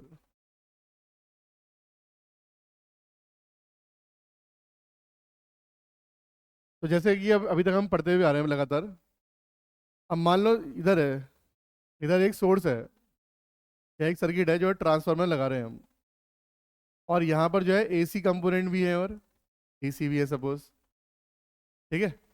जिसकी इधर वाली वाइंडिंग है इसमें क्या है, एसी और डीसी दोनों कंपोनेंट है। अब यहाँ पर आएगा दूसरी वाइंडिंग, तो इन दोनों कंपोनेंट की वजह से फ्लक्स प्रोड्यूस होगा, एसी कंपोनेंट की वजह से भी और डीसी कंपोनेंट की वजह से भी। और ये फ्लक्स लिंक करेगा इससे, ये फ्लक्स लिंक करेगा किससे, इससे। तो डीसी की उससे, तो एसी कंपोनेंट और डीसी कंपोनेंट दोनों का फ्लक्स होगा, तो फ्लक्स तो दोनों का होगा, लेकिन एसी वाला चेंज हो रहा होगा और डीसी वाला क्या रहेगा, कांस्टेंट। तो जो ईएमएफ इंड्यूस होगा किसकी वजह से होगा, वो एसी की मदद से। तो इसका मतलब यहाँ पे सिर्फ क्या आएगा, एसी। और डीसी जो ईएमएफ होगा वो क्या होगा, जीरो, ठीक है ना। ये बात हमने कल डिस्कस भी करी थी कि डीसी कंपोनेंट की वजह से ईएमएफ इंड्यूस होगा वो क्या होगा, जीरो। तो इसका मतलब यहाँ तो चाहे एसी डीसी दोनों थे, लेकिन यहाँ की तरफ सिर्फ क्या आया, एसी आया, तो इसने डीसी क्या कर दिया, हटा दिया। तो यहाँ पर जो डीसी ईएमएफ होगा वो क्या होगा? जीरो। डीसी कंपोनेंट की वजह से जो ईएमएफ आएगा वो जीरो आएगा। जीरो क्यों आएगा? क्योंकि फ्लक्स कैसा रहेगा उसका? कांस्टेंट। अगर फ्लक्स कांस्टेंट तो E equal to the N D phi by D T. तो D phi by D T कितना आ चुका है? जीरो। तो ईएमएफ भी कितना आ गया? जीरो आ गया। ये है बात। ठीक है, इसे भी पूरा लिख लें इस बात को। तो आइसोलेशन ट्रांसफार्मर का जब काम ही सिर्फ इतना है, तो यहाँ पर क्या करते हैं हम जनरली, जो टर्न रेशियो रहते हैं इसके, क्योंकि स्टेप अप स्टेप डाउन तो करना नहीं है, तो जितने टर्न प्राइमरी में होते हैं उतने ही टर्न किस में होते हैं?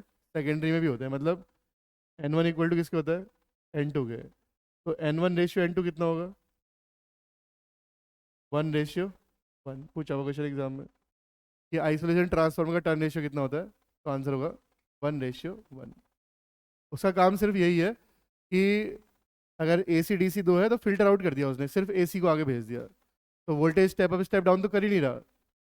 तो एग्जाम में पूछा हुआ क्वेश्चन है कि टर्न रेशियो क्या होता है, तो आंसर क्या हो गया? One ratio one. ठीक है, तो ये मेनली तीन एप्लीकेशन है जो हम ट्रांसफार्मर के यूज़ करते हैं। क्या? आइसोलेशन ट्रांसफार्मर, हाँ होता होगा।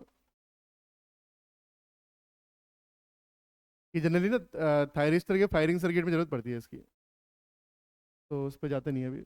ना हमें एस सी आर के बारे में कोई पता है, ना हमें फायरिंग के बारे में पता है, तो उसको इसलिए करते नहीं है इस वाली बात को, यहीं पे ख़त्म करते हैं।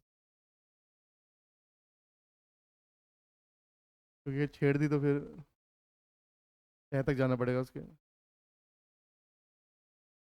अब बात करते हैं इसकी।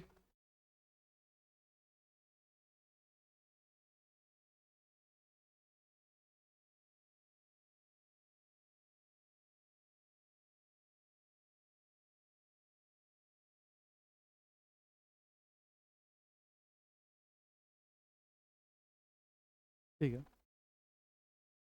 अब है ट्रांसफार्मर की कोर के बारे में लिखते हैं पहले। तो जैसे कि हम अभी तक पढ़ भी चुके हैं कि ट्रांसफार्मर की कोर बनाते हैं हम कौन से टाइप के मटेरियल से? पैरोमैग्नेटिक मटेरियल। किससे बनाते हैं? पैरोमैग्नेटिक मटेरियल से। सॉफ्ट वाले चाहिए होंगे, हार्ड चाहिए होंगे? सॉफ्ट चाहिए, क्योंकि हम चाहते हैं कि जल्दी मैग्नेटाइज हो जाए और जल्दी क्या हो जाए? डीमैग्नेटाइज भी हो जाए। क्या एग्जाम्पल है उसके?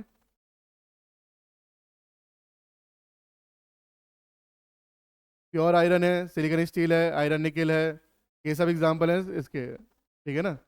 याद तो कर लो हमसे मेन मेन वाले, सारे नहीं भी कर रहे तो तुम तो जो है पूरे जोश में कह रहे कि सर हम पूरा याद करके दिखाएंगे आपको। आवाज़ तुम्हारी निकलती नहीं जब पूछो तो। एक ही दिन का था क्या वो? मैंने कहा ना तुमसे, जब तुम्हें नोट्स अच्छे से याद हो जाएंगे तो एग्जाम तुम्हारा वही निकल जाएगा। तो अभी तुम उस पर फोकस नहीं कर पा रहे। पूछो तो जो है आधे आधे सेकंड, 30 30 सेकंड तक, एक एक मिनट तक सोचते रह जाते हो तुम कि आखिर क्या था। उससे नहीं निकलेगा। जब जो है, मैंने कहा ना जैसे पूछूंगा वैसे आंसर आना चाहिए। और ऐसा जो है लास्ट ईयर तक जब मैं पढ़ाया है तो बच्चे ऐसा रिस्पॉन्ड करते थे। इस बैच में वो रिस्पॉन्स बहुत ही बेकार है। और मैं जो है ये बात, अगर पुराने बच्चे बैठे हैं क्लास में तो उन्हें पता है ये बात। चलो फिर, हमारे बैच की तारीफ तो हो गई पूरी। अब आते हैं आगे। नेक्स्ट लिखे। मैं इसलिए बोलते रहता हूँ कि तुम सुधार तो आए कुछ। कोई तो कहेगी सर मैं अपने बैच को मैं सुधारूंगा, मैं जो है मेहनत करके दिखाऊंगा। एक जना भी अगर करेगा ना तो देख के दो चार और करेंगे। होता है ये कि सभी ऐसे ही बेवकूफ़ जैसे आ गए और चले गए, तो अगले वाले कहते हैं ठीक है कोई पढ़ तो कोई रहा नहीं है। तो ऐसा है, पूरे बैच का माहौल ख़राब होता है। तो चार पांच बच्चे ही पूरे बैच का माहौल भी सेट कर देते हैं, और चार पांच बच्चे ही पूरे बैच का माहौल भी ख़राब कर देते हैं। दो टाइप के आते हैं। तो आते हैं, चलो। लेकिन मैं भी जो है लैंज लॉ की तरह काम करूँगा तुम्हारे साथ। हाँ, लिखो। ट्रांसफार्मर की कोर, ट्रांसफार्मर की कोर बनाने के लिए, ऐसी पॉइंट ना के लिए एप्लीकेशन पूरे हो चुके हैं इसके। ट्रांसफार्मर की कोर बनाने के लिए soft ferromagnetic material, soft ferromagnetic material, soft ferromagnetic material use किया जाता है।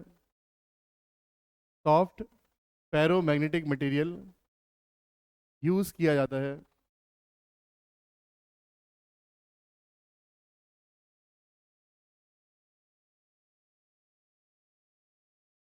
ठीक है, क्या फ़ायदा होता है इससे कि जो इसका रिलेक्टेंस होगा, क्या फॉर्मूला है रिलेक्टेंस का? 1/μ L/A। तो इनका जो म्यू है वो क्या होता है? ज़्यादा। तो रिलेक्टेंस क्या होगा? कम। ठीक है, इसलिए यूज़ कर लेते हैं। अच्छा, अब देखो, एग्जाम में अगर देखें तो इसका एग्जाम्पल है सिलिकॉन स्टील। एग्जाम्पल क्या है इसका? सिलिकॉन स्टील है, सॉफ्ट फेरोमैग्नेटिक मटेरियल का। लेकिन हम सिलिकॉन स्टील तो यूज़ करते हैं, लेकिन हम एक स्पेशल टाइप का यूज़ करते हैं जो है CRGO। क्या है? CRGO स्टील है वो। CRGO सिलिकॉन स्टील ही है बेसिकली।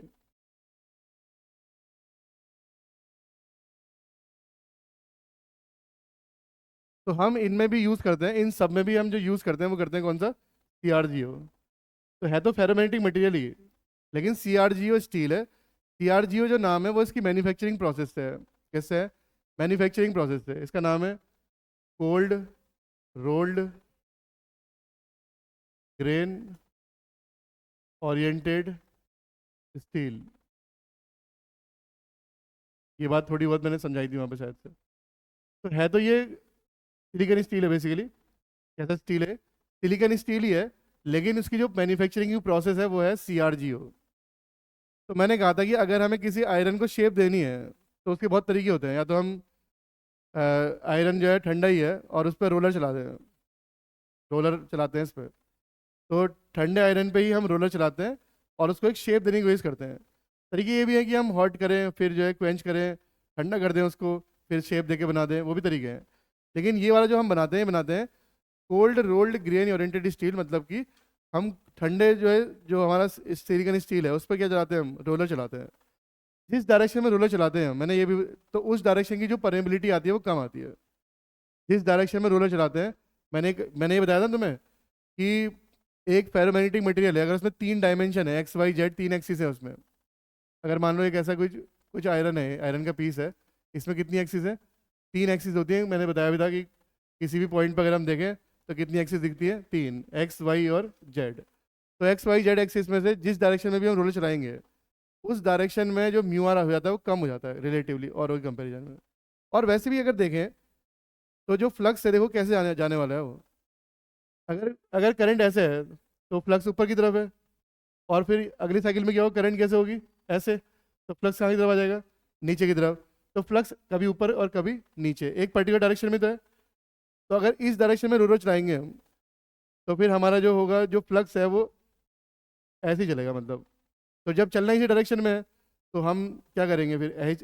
हमें क्या चाहिए? हमें बाकी डायरेक्शन से मतलब थोड़ी है, इस डायरेक्शन से कोई मतलब नहीं है हमें। डायरेक्ट किस मतलब है? इस डायरेक्शन से। तो हम रोलर किस डायरेक्शन चलाएंगे? इस डायरेक्शन में, ताकि इस डायरेक्शन में जो रिलेटिव परमेबिलिटी है वो क्या हो जाए? कम हो, मतलब बढ़ जाए, सॉरी, क्या हो जाए? बढ़ जाए।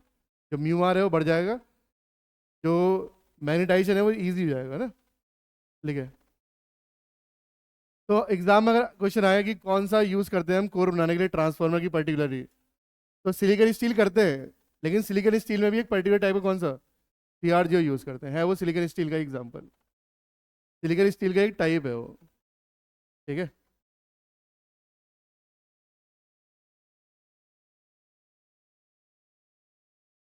तो सिलिकॉन स्टील की ना जो हमारे पास रिलेटिव परमेबिलिटी होती है म्यू आर, वो लगभग 2000 होती है।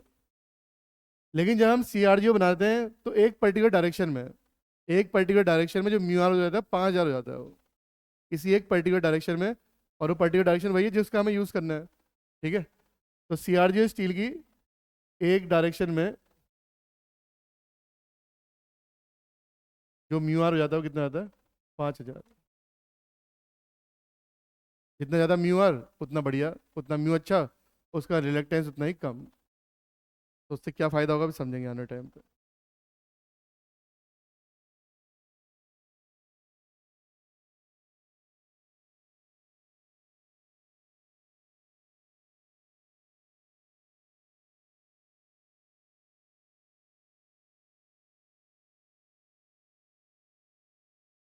लिख ली सारी बातें। तो देखो कई बार ऑप्शन के हिसाब से आता है ना, कई बार ऑप्शन में ऐसा CRGO दिया ही नहीं होगा, ये सब लिखा हुआ सिलिकॉन स्टील वगैरह। कई बार ऑप्शन में सिर्फ फेरोमैग्नेटिक मटेरियल टाइप के ऑप्शन होंगे। तो फेरोमैग्नेटिक मटेरियल में भी एक टाइप है क्या, सिलिकॉन स्टील, और उसका भी एक पर्टिकुलर मैन्युफैक्चरिंग करके बनाया हमने क्या, सीआरजीओ सिलिकॉन स्टील, या सीआरजीओ स्टील भी लिखा हो सकता है, कोई दिक्कत वाली बात नहीं है, उसे घबराए ना। ठीक है, तो उसका म्यू आर पूछा हुआ क्वेश्चन है, सारे इंपॉर्टेंट है। सारी बात समझ में आ रही है? ठीक है। तो एग्जाम में देखो, अभी हमने हिस्टैरिसीस लॉज को डिस्कस किया था, जब हम मैग्नेटिक सर्किट पढ़ रहे थे, वहाँ पे क्या डिस्कस किया था हमने, हिस्टैरिसीस लॉज। एग्जाम में क्वेश्चन आएगा सीआरजीओ स्टील यूज करने से कौन से लॉस कम होते हैं, तो आंसर क्या होगा, हिस्टैरिसीस। लिख लें इस बात को, लिखा है, सीआरजीओ सिलिकॉन स्टील यूज करने से, सीआरजीओ सिलिकॉन स्टील यूज करने से hysteresis loss, hysteresis loss minimise हो जाते हैं, हिस्टैरिसीस लॉस मिनिमाइज हो जाते हैं, हिस्टैरिसीस लॉस मिनिमाइज हो जाते हैं या कम हो जाते हैं, एक ही बात है। ठीक है, तो एग्जाम में अगर सीधे क्वेश्चन आएगी ट्रांसफार्मर की कोर हम सिलिकॉन स्टील से क्यों बनाते हैं, और ऑप्शन ऐसे होंगे, एडी करंट कम होगा, या हिस्टैरिसीस लॉस कम होंगे, या दोनों कम होंगे। तो क्या आंसर है, हिस्टैरिसीस कम होंगे, कि बीएच कर्व फर्क पड़ता है ना इससे, इससे किससे फर्क पड़ता है, बीएच कर्व पे। और बीएच कर्व जो है कैसा होना चाहिए, बीएच कर्व कैसा होना चाहिए, टॉल एंड नैरो, कैसा होना चाहिए, टॉल एंड नैरो। तो टॉल से क्या फायदा होता है, सैचुरेशन बढ़ता है, और नैरो से क्या फायदा होता है कि जो लॉसेस हैं वो क्या होते हैं, कम होते हैं, है ना, ये तो पढ़ा था हमने। ठीक है, तो बीएच कर्व पे फर्क पड़ता है मटेरियल से, तो मतलब इस वाले से क्या होगा, जो बीएच कर्व होगा नैरो होगा, और बीएच कर्व अगर नैरो होगा, तो बीएच कर्व नैरो होने से जो हिस्टैरिसीस लॉस है वो भी क्या होते हैं, कम। तो हम पी एच से रिप्रेजेंट करते हैं, तो वो भी कम हो जाएंगे, ऐसी बात। कुल मिला के बात ये है, कहानी है कि अलग अलग मटेरियल का अलग अलग बीएच कर्व होता है, और सीआरजी और स्टील का जो बीएच कर्व है वो ज़्यादा नैरो होगा, तो कौन से कम होंगे, हिस्टैरिसीस लॉस, क्योंकि ईजिली मैग्नेटाइज होगा। क्योंकि जो डाइपोल घूम रहे हैं ना, वो डाइपोल जो कहानी हमने पढ़ी, वो कभी ऊपर की तरफ अलाइन होंगे और कभी नीचे की तरफ, तो ईजिली हो जाएंगे, क्योंकि म्यू आर ज़्यादा है, उसका रिलेटिव परमिटिविटी ज़्यादा है, काई एम ज़्यादा है। तो ये सब बातें कोरिलेटिव, मैंने कहा ना पूरे अब यही चलने वाला है मैग्नेटिक सर्किट जो हमने पढ़ा अभी। तो वही डाइपोल इधर उधर घूम रहे हैं, वही काई एम, वही सब चीज़ें, लेकिन तुम भूल रहे हो, तो पढ़ते रहे। अभी यही मौका है कि डेली घर जाए और मैग्नेटिक सर्किट स्टार्टिंग से लेकर लास्ट तक पूरा पढ़ते रहे, और ट्रांसफॉर्मर भी साथ में इंक्लूड कर लें, क्वेश्चन भी करते रहे साथ में। तुम देखोगे कि तुम धीरे धीरे अपने ही नोट से आधे आधे घंटे में पूरा मैग्नेटिक सर्किट पढ़ने लग जाओगे, मतलब याद ढंग से, यानी कि सर ने कहा कि 15 मिनट में पढ़ना है तो फटाफट पेज पलट दिए, ऐसा नहीं करना है, लिख के समझ के दिमाग में बैठा के चलना है, आराम से पढ़ना चीज़ों को जितना आराम से पढ़ोगे उतना ही दिमाग में ज़्यादा घुसेंगी, और उतना ही फिर याद रहेगा वो। ठीक है, सिलेबस कंप्लीट करने से कुछ नहीं होता, कुछ नहीं होगा। ट्रांसफॉर्मर तो ऐसा है कि अगर हम चाहें तो 5-6 लेक्चर में भी निपटा सकते हैं इसे, कोई बड़ी बात नहीं है, लेकिन फिर वो निपट ही जाएगा। ठीक है, मेरे को तो फायदा है उसमें, लेकिन तुम्हें बहुत नुकसान हो जाएगा, तो वो मैं करता नहीं कभी। फिलहाल यहाँ से बढ़े आगे। अब एक टाइप के लॉस और आते हैं, एडी करंट लॉस बोलते हैं इन्हें। अब जैसे कि अभी तक हम बोल रहे हैं कि क्या कोर हमने करंट फ्लो करवाने के लिए बनाई है क्या, कोर का काम क्या है, फ्लक्स, क्या काम है कोर का, फ्लक्स के लिए है। किसके लिए है, फ्लक्स के लिए, कि फ्लक्स जो है वो एक डायरेक्शन मिल जाए, फ्लक्स को, फ्लक्स को मिल जाए, एक डायरेक्शन मिल जाए, तो इसीलिए हमने कोर को बनाया है। अगर इस कोर में करंट फ्लो हो गई, तो फिर कोर में लॉस होंगे, और कोर क्या आएगी, हीट हो जाएगी, कोर क्या आएगी, हीट हो जाएगी। ठीक है ना, और पावर वेस्ट तो हो ही रही है। अगर वो पावर जो है जो ट्रांसफर यहाँ से यहाँ होती, वो पावर क्या हो गई, वेस्ट हो गई, किस में, लॉसेस में, तो वो भी नुकसान है। दूसरा, कोर भी डैमेज हो सकती है, अगर कहीं पर ज़्यादा हिस्टैरिसीस लॉस हो गई या एडी करंट लॉस हो गए, तो वहाँ पर जो है वो कोर बर्न हो जाएगी, मतलब हॉट स्पॉट बन जाता है वहाँ पर, क्या बन जाता है, हॉट स्पॉट बन जाता है। तो मेन बात यही है कि अगर हम कोर को देखें, तो कोर जो है करंट फ्लो करवाने के लिए हमने नहीं बनाई है, कोर किसके लिए बनाई है, हमने फ्लक्स के लिए बनाई है। अब कल हमने एक चीज़ पढ़ी थी, इससे पहले जो भी हम पढ़ रहे हैं मैग्नेटिक सर्किट में, कि अगर कहीं पर फ्लक्स है और वो अल्टरनेटिंग नेचर का है, कैसा है, अल्टरनेटिंग, मतलब उसकी जो वैल्यू है वो लगातार चेंज हो रही है, तो यहाँ पर फ्लक्स है, अगर वाइंडिंग हमने लगाई तो यहाँ पर क्या है, फ्लक्स, और वो फ्लक्स अगर टाइम के साथ चेंज हो रहा है, तो जहाँ पर भी हो रहा है वहाँ पर क्या होगा, ईएमएफ होगा। तो ऐसे ही कोर के साथ भी तो हो रहा है वो, तो कोर में भी क्या होगा, ईएमएफ होगा। और कोर में अगर ईएमएफ है, और अगर कोर अच्छी कंडक्टिंग नेचर की है, तो उसमें क्या हो जाएगी, करंट फ्लो हो जाएगी, और उसी करंट को बोलते हैं हम एडी करंट। क्या बोलते हैं उसे, एडी करंट। क्या लिखते हैं पहले भी समझेंगे, लिखते रहो समझते रहो। लिखे, जब वाइंडिंग द्वारा प्रोड्यूस फ्लक्स,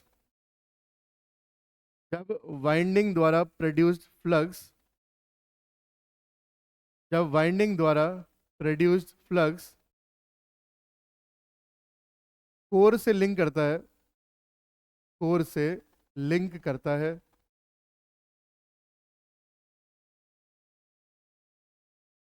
लिंक करता है, तो कोर में भी, तो कोर में भी ईएमएफ जनरेट हो जाता है। तो कोर में भी ईएमएफ जनरेट हो जाता है। तो कोर में भी ईएमएफ जनरेट हो जाता है, जिसके कारण कोर में करंट फ्लो होती है, कोर में करंट फ्लो होती है। इस करंट को, इस करंट को एडी करंट कहते हैं। कोर में करंट फ्लो होती है, इस करंट को एडी करंट कहते हैं, एडी करंट कहते हैं। समझ में आ रही बात, ठीक है। अब देखो, तो ये जो कोर में जो ईएमएफ इंड्यूस हुआ है, कौन सा ईएमएफ था, स्टैटिक है डायनामिक है, स्टैटिक है। कैसा है, कोई मोशन तो हुआ नहीं, फ्लक्स टाइम के साथ चेंज हुआ, फेराडे लॉ आ गया। और फेराडे लॉ के साथ कौन सा आता है, लेंज लॉ।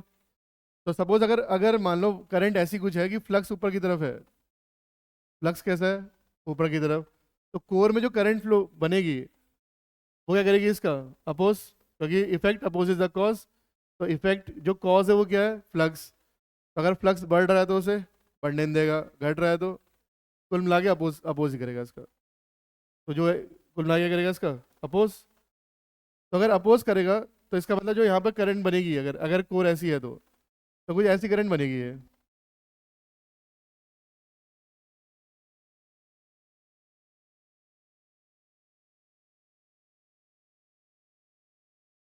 ठीक है। और यहाँ पर जो करंट है वो कैसे ऐसे फ्लो करेगी कि जो फ्लक्स आएगा इसकी वजह से वो डाउनवर्ड आएगा, फ्लक्स कैसा आएगा, डाउनवर्ड। ये करंट फ्लो ही है इस कोर में, रेडी है ना ये? तो करंट ऐसे ऐसे ऐसे फ्लो हो गया, ऐसे ऐसे, ठीक है, पूरे एक। तो बेसिकली अगर हम कहीं अब सर्कुलर भी बोल सकते हैं इसे, तो पूरा एक लूप बनाती है, तो सर्कुलर टाइप की बनती है ये, ठीक है। तो होगा क्या इसमें कि जो सर्किल शेप ही बनाए थे इसको,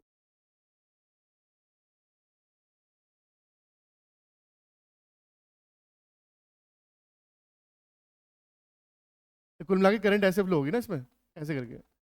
तो करंट इसमें ऐसे फ्लो होगी कि जो डायरेक्शन है वो नीचे की तरफ आएगी फ्लक्स की, ठीक है ना। तो डायरेक्शन अगर नीचे की तरफ आने वाली है तो क्या करेंगे, अंगूठा करेंगे नीचे की तरफ, और उंगलियां क्या बता रहा है, करंट को बता रहा है। तो मतलब ऐसे करंट फ्लो हो जाएगी इसमें, ऐसे करके। तो इन करंट्स को क्या बोलते हैं हम, एडी करंट। तो अगर करंट फ्लो हो रही है तो वहाँ पर आई स्क्वायर आर लॉस भी होंगे, ठीक है। आई कौन सा, एडी करंट वाला। आर किसका, कोर का, कोई कोर में हो रहे हैं, तो मतलब यहाँ पर जो है लॉस होंगे, क्या होंगे, लॉस। तो इन्हें बोलते हैं हम एडी करंट्स। हवर धाराएं पढ़ा होगा तुमने, हाँ वही है। तो एडी करंट्स या इन्हें बोलते हैं हम आई स्क्वायर, क्योंकि लॉस होगा तो एडी करंट की वजह से, तो आई स्क्वायर एडी।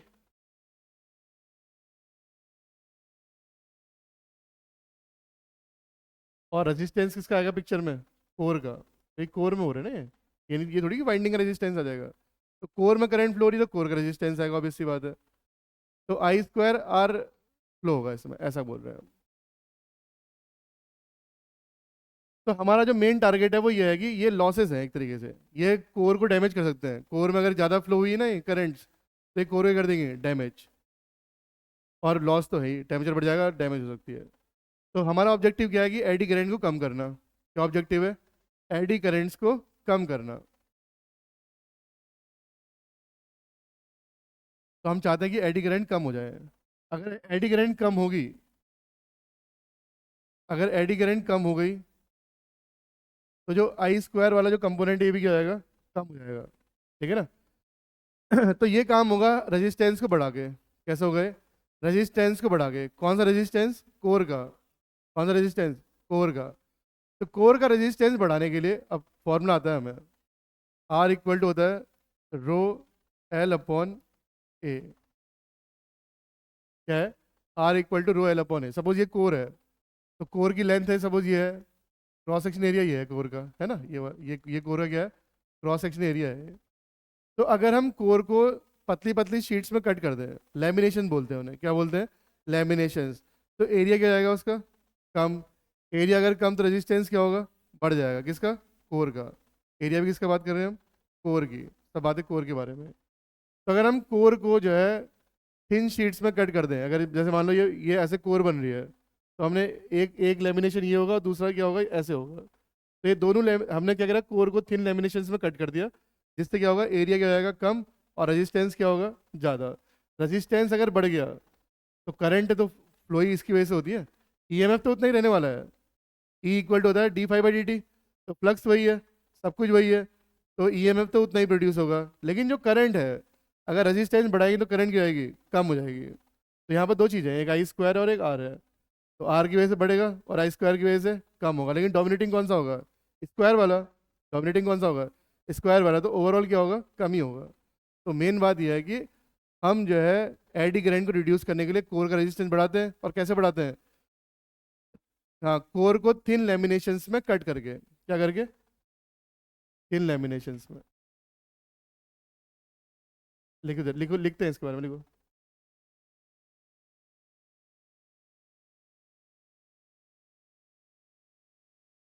लिखो। लिखो। एडी करंट्स को एडी करंट्स को कम करने के लिए, एडी करंट्स को कम करने के लिए, एडी करंट्स को कम करने के लिए कोर को कोर को थिन लेमिनेशंस, लिखा हुआ है पतली शीट्स, मतलब एक तरीके से, ठीक है ना। थिन लेमिनेशंस का क्या मतलब है? पतली शीट होंगी वो, ठीक है ना। थिन लेमिनेशंस में कट किया जाता है,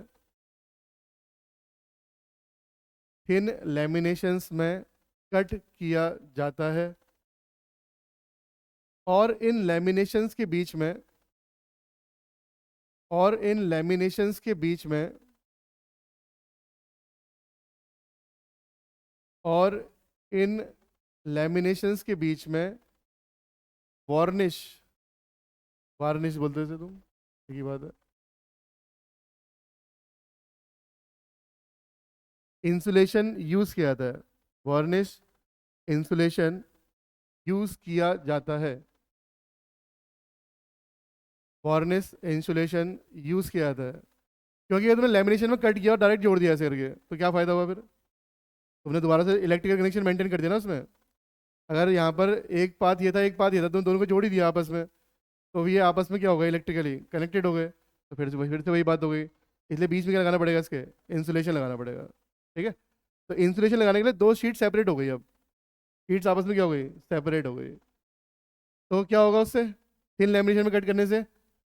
तो लिखेंगे जिससे जिससे ये लिख दो ना अब। एरिया क्या हो जाएगा? कम। एरिया कम तो कोर का रेजिस्टेंस क्या होगा? ज़्यादा। कोर का रेजिस्टेंस ज़्यादा तो आई स्क्वायर आर लॉस क्या आएंगे? कम। मतलब आई आई डी कम हो जाएगा। आई आई डी कम। तो फिर जब हम बात कर रहे हैं आई स्क्वायर आर लॉसेस की, वो भी क्या हो जाएंगे? कम हो जाएंगे। क्योंकि डोमिनेटिंग जो होगा वो स्क्वायर वाला होगा। ठीक है। तो ये लिख लें, ये वाला प्रोसीजर कि लेमिनेशन में कट करके क्या होगा? एरिया कम। एरिया कम तो रेजिस्टेंस ज़्यादा। R equal to rho L upon A होता है फॉर्मूला। और रेजिस्टेंस ज़्यादा तो फिर जो एडी करंट है वो क्या हो जाएंगे? कम हो जाएंगे।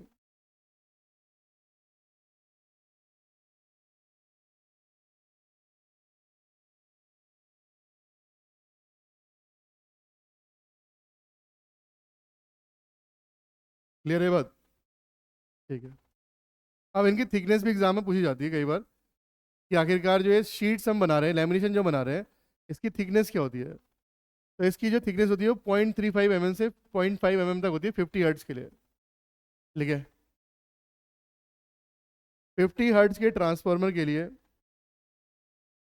50 हर्ट्ज के ट्रांसफार्मर के लिए इन लैमिनेशंस की थिकनेस, इन लैमिनेशंस की थिकनेस 0.35 से 0.5 mm, 0.35 से 0.5 लिखा हुआ है यहाँ पे mm तक रखी जाती है। ये भी इंपॉर्टेंट है डेटा।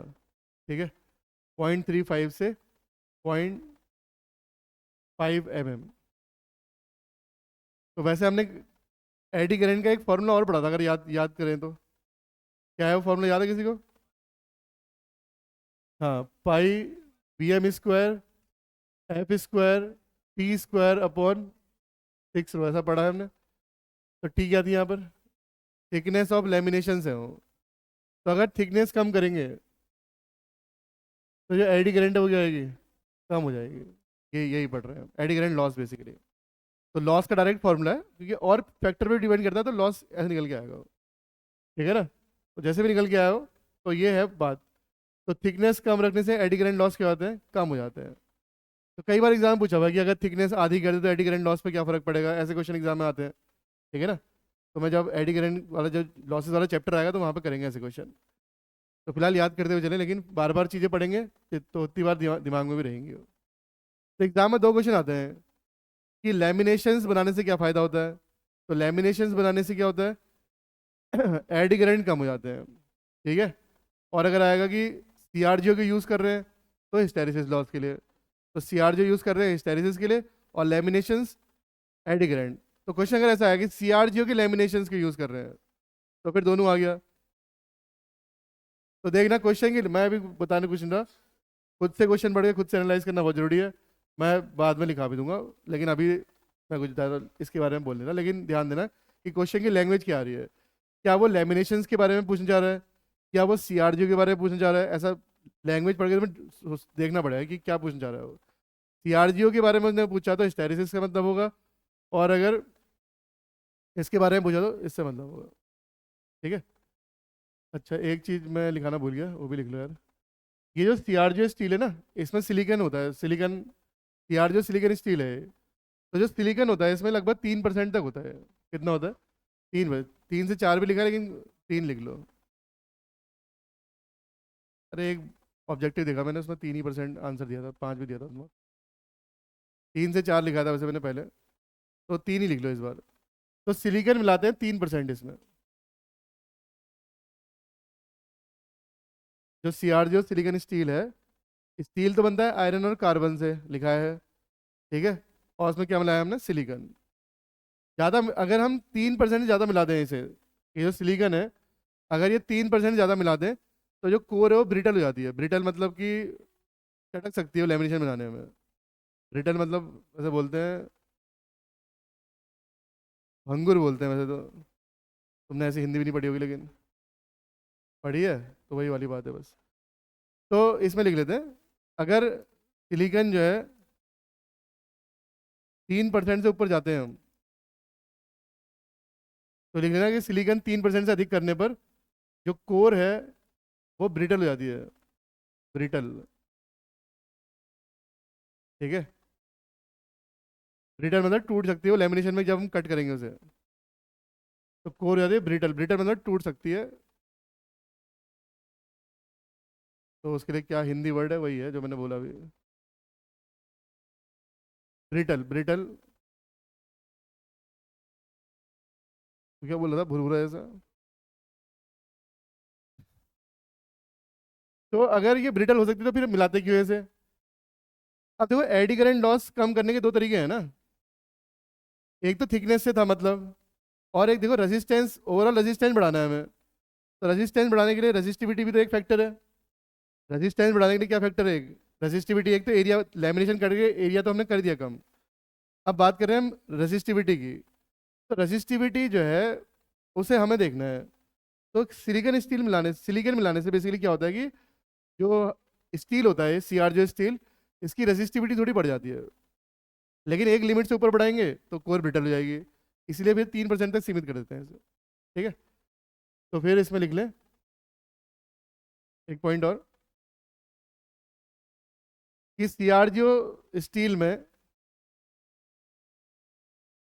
ये भी लिख लो, सब आसपास चल रहा है। सी आर जी स्टील में, बाद में भी लिख सकते हैं, ऐसा कोई दिक्कत थोड़ी है। तो मैंने वहां पर स्पेस नहीं छोड़ा, तो मैं थोड़ी कह रहा हूँ वहीं पे लिखो जाके, अलग से पॉइंट बना लो। सी आर जी स्टील में सिलिकॉन मिक्स करने से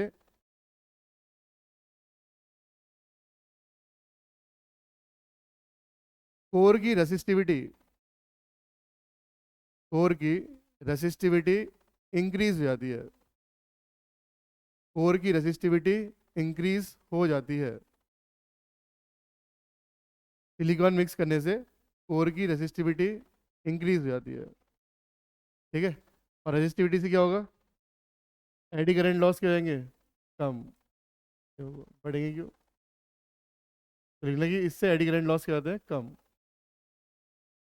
जिससे एडी करंट लॉस क्या होते हैं, कम हो जाते हैं।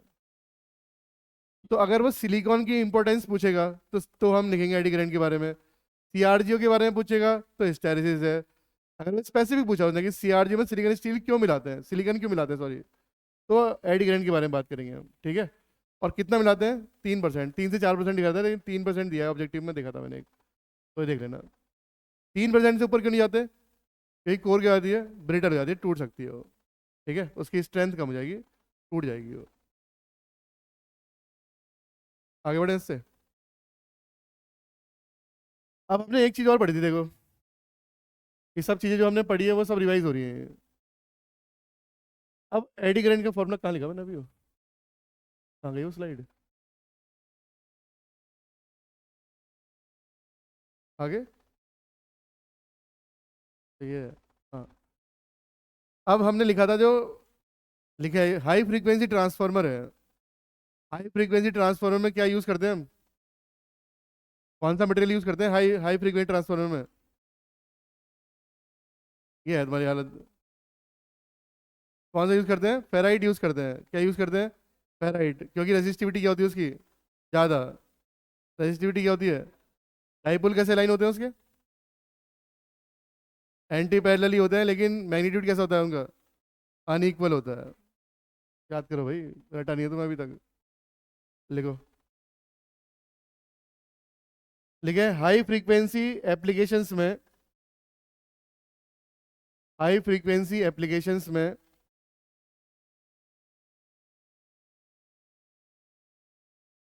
हाई फ्रीक्वेंसी एप्लीकेशंस में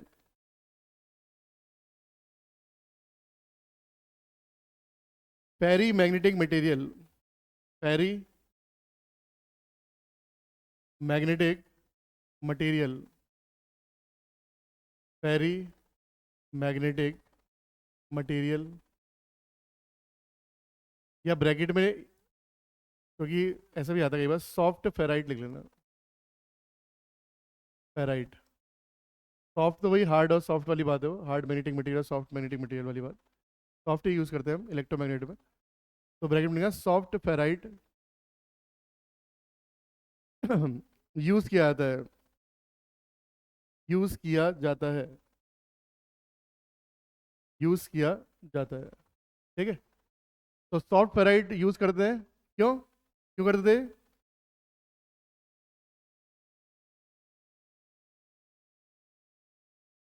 क्यों, रेजिस्टिविटी क्या होती है इसकी, तुम्हें याद तो होगा नहीं। देखो अब ये है ना, अब यहाँ से इस फॉर्मूले से अगर हम देखें तो फ्रीक्वेंसी बढ़ाने से एडी करंट बढ़ जाती है, ये बात कंफर्म है। तो हाई फ्रीक्वेंसी ट्रांसफार्मर में एडी करंट लॉस क्या हो रहे होंगे, ज़्यादा हो रहे होंगे, तो थिकनेस कम कर देंगे। लेकिन थिकनेस भी कितनी कम कर देंगे, 0.35 से कम कर देंगे क्या, फिर तो बचेगी नहीं शीट। तो एक लिमिट है उसकी भी, उसकी भी क्या है, एक लिमिट है कि इससे कम तो कर नहीं सकते। तो फिर किसका खेल खेल सकते हैं हम, रजिस्टिविटी का खेल सकते हैं कि मटेरियल चेंज करें थोड़ा सा। तो रजिस्टिविटी बढ़ा के क्या हो जाएगा, एडी करंट क्या आएंगे, कम हो जाएंगे, मतलब रेजिस्टेंस बढ़ रहा है ना बेसिकली।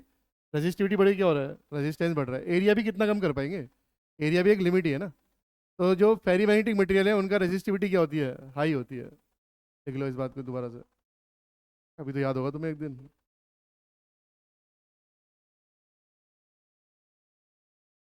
क्या लिखा तुमने? फेराइट कोर यूज़ किया था क्योंकि इनकी रेजिस्टिविटी हाई होती है, क्योंकि रो ज़्यादा एडी करंट कम, जैसे मर्जी लिख लो, क्योंकि रेजिस्टिविटी ज़्यादा और एडी करंट क्या आएंगे, कम हो जाएंगे, क्योंकि रेजिस्टिविटी ज़्यादा और एडी करंट कम। ठीक है।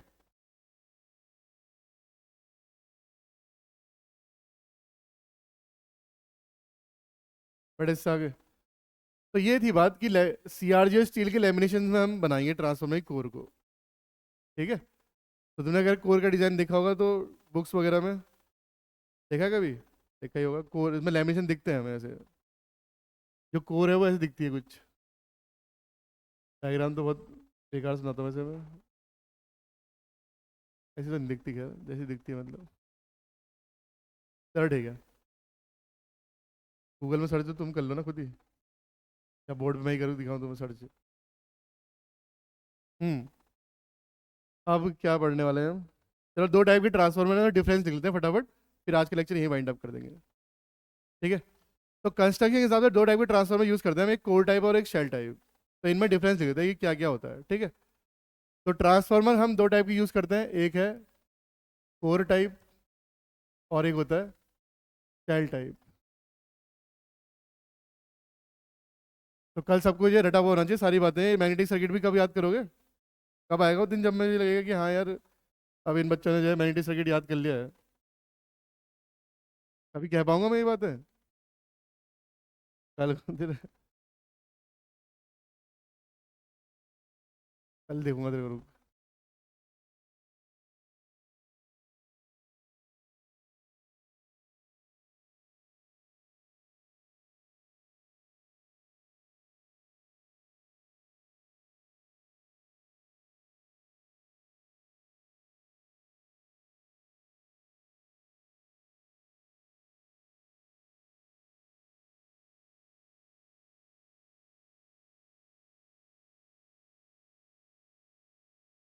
तो इसमें जो बाइंडिंग होती है, तो ये जो हॉरिजॉन्टल पोर्शन होता है इसे योक बोलते हैं हम। किसी भी ट्रांसफार्मर जो हॉरिजॉन्टल पार्ट होता है इसके बोलते हैं योक, और जो ये होता है इसे लिम्ब बोलते हैं। ठीक है। जैसे अगर देखा जाए तो इसमें कितने लिम्ब है? तीन है। ठीक है। और योक वाला पोर्शन हॉरिजॉन्टल पार्ट है, तो हॉरिजॉन्टल पार्ट को बोलते हैं हम योक, और उसको बोलते हैं हम लिम्ब। पहली बात।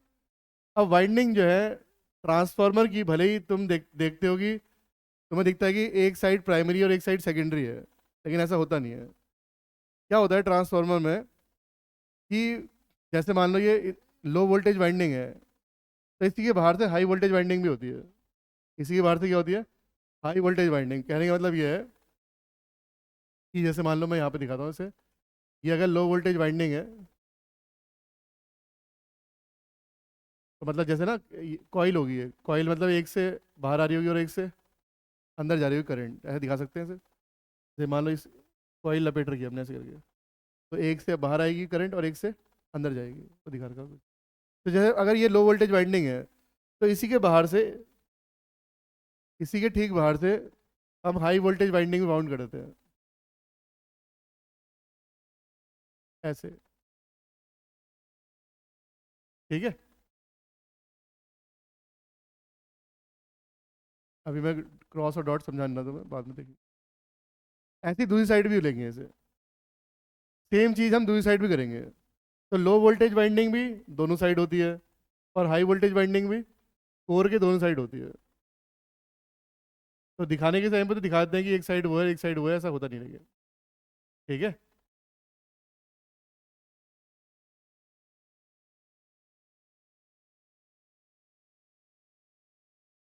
तो ये हम ऐसा बोल रहे हैं कि ये जो high voltage low voltage winding है, ये इस साइड भी बाउंड होगी और इस साइड भी बाउंड होगी। कोर का पूरा यूज़ कर पाएंगे ना हम तब। तो लो वोल्टेज वाइंडिंग यहाँ पर होगी और कनेक्ट होते यहाँ भी होगी, फिर ऐसे करके जैसे भी है। समझिए बात को। तो होता क्या है कि कोर है, कोर के बाद से कॉपर का एक सिलेंड्रिकल शेप का हम वाइंडिंग बनाते हैं ऐसे करके। पूरा ऐसे अगर एक कोर है, तो कोर के चारों ओर एक सिलेंड्रिकल शेप की कॉपर होगी ऐसे, वो लो वोल्टेज वाली होगी। ऐसे बाहर से एक सिलेंडर और होगा, वो हाई वोल्टेज वाला होगा। ठीक है, कॉपर की बाइंडिंग होगी ना पूरी, तो कैसा शेप बनेगा वो, सिलेंडर टाइप का, कैसा शेप बनेगा, जैसे ये है, तो वाइंडिंग होगी ना इसके चारों ओर। जैसे हाई वोल्टेज का सिलेंडर है, इसके अंदर क्या होगा, लो वोल्टेज का सिलेंडर रखा होगा, और बीच में इनकी इंसुलेशन होता है बेसिकली, बीच में क्या होता है, इंसुलेशन होता है। ठीक है, तो कोर और वाइंडिंग के बीच में भी होता है, और फिर हाई वोल्टेज और लो वोल्टेज वाइंडिंग के बीच में भी होता है। आपस में कोई कनेक्शन होना नहीं चाहिए इनमें, high voltage winding low voltage winding connect हो गई अगर आपस में, तो क्या हो जाएगा, फॉल्ट है वो, मतलब शॉर्ट हो जाएगा ना। ठीक है, तो ये जो वाइंडिंग होती है दोनों साइड होती है, पहली बात तो ये है, तुम्हें पता नहीं है, तो ये है मेन बात। दूसरी बात, यहाँ पर जो वाइंडिंग होती है वो सिर्फ सेंटर लिम्ब में होती है। कहाँ होती है, सेंटर लिम्ब में, कि यहीं पर लो वोल्टेज होगी और इनके बीच में होगी हाई वोल्टेज, इनके बीच में क्या होगी, हाई वोल्टेज वाइंडिंग। तो ये ऐसे लो वोल्टेज वाइंडिंग है, इनके बीच में क्या होगी, हाई वोल्टेज वाइंडिंग। ठीक है, ये है शेल टाइप ट्रांसफार्मर और वो है कोर टाइप ट्रांसफार्मर। ठीक, तो अब लिखना शुरू करते हैं इनके बारे में, और समझते रहेंगे लिखते रहेंगे। बनाना चाहते हो बना लेना, लेकिन ये थोड़ा सा गैप दिखा देना इसमें, इन दोनों सर्किट के बीच में, मैंने छोटा बनाया था तो बन गया, ताकि तुम्हें समझ में भी आए लास्ट में कि हुआ क्या है।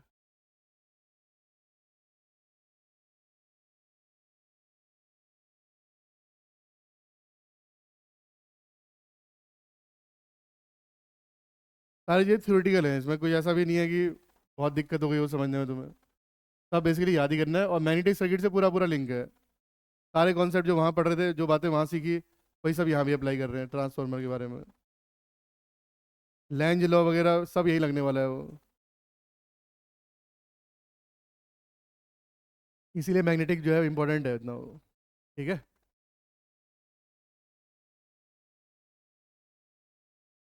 लिखना शुरू करें। तो पहला अगर हम देखें, तो जो वाइंडिंग है वो कोर्स के बाहर से है इसमें। ठीक है, और उस वाले में देखा जाए तो वाइंडिंग अंदर है और कोर बाहर से है, ऐसे करके। तो ऐसा जनरली ऑब्जेक्टिव में आता है कि कोर टाइप के बारे में स्टेटमेंट कौन सा है कौन सा गलत है। तो अगर हम देखें तो ये बोल पाएंगे कि जो वाइंडिंग है वो कोर को सराउंड कर रही है, इस वाले केस में वाइंडिंग बाहर से है और कोर अंदर है, तो क्या बोल सकते हैं इसे, कि वाइंडिंग सराउंड द कोर, मतलब वाइंडिंग जो है वो कोर के सराउंडिंग में है, बाहर से है, ऐसा बोल रहे हैं। और इस वाले केस में कोर सराउंड द वाइंडिंग, उल्टा जस्ट, कि वाइंडिंग तो अंदर है और कोर बाहर से है। ठीक है, हिंदी में लिख लो कि वाइंडिंग जो है वो कोर के सराउंडिंग में है, मतलब बाहर से है कोर के। और इस वाले में कोर जो है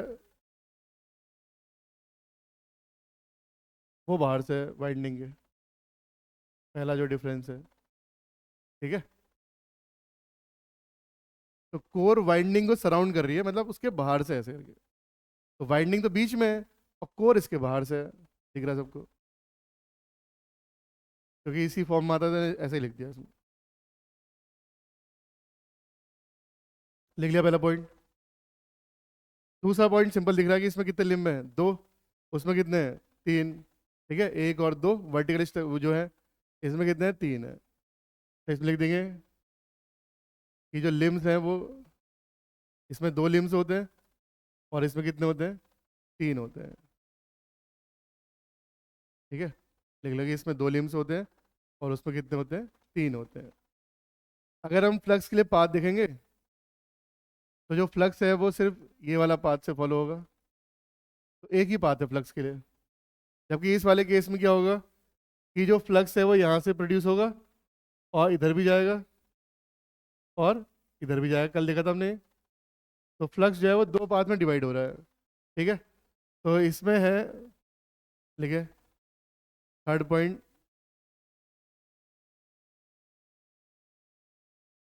लिखे इसमें मैग्नेटिक फ्लक्स के लिए एक पाथ है, मैग्नेटिक फ्लक्स के लिए एक ही पाथ है, मैग्नेटिक फ्लक्स के लिए एक ही पाथ है। और इसमें कितने हैं, दो पाथ है इसमें। ठीक है, तो ये जो है एग्जांपल है सीरीज मैग्नेटिक सर्किट का, ये वाला, क्योंकि जो भी है वो सीरीज में ही है इसके। और ये वाला कैसा है, पैरेलल मैग्नेटिक सर्किट है। ब्रैकेट में लिख लेना कि पैरेलल मैग्नेटिक सर्किट, दोनों है पे दोनों पैरेलल में है।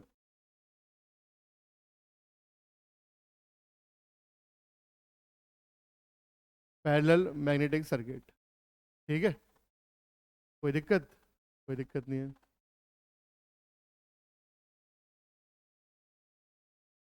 फोर्थ है कि अगर देखा जाए तो इसमें वाइंडिंग ही वाइंडिंग दिख रही है हमें हर जगह पे। तो यहाँ पर जो वाइंडिंग, जो कॉपर की वाइंडिंग बनती है किससे, कॉपर से। वाइंडिंग किससे बनाते हैं हम, कॉपर से। लिखा नहीं है लेकिन लिख लेंगे बाद में। तो वाइंडिंग बनाते हैं हम कॉपर से। तो कॉपर ज़्यादा है इसमें और आयरन कम है इसमें, कोर कम है, कम दिख रही है हमें, और कॉपर क्या दिख रहा है, ज़्यादा।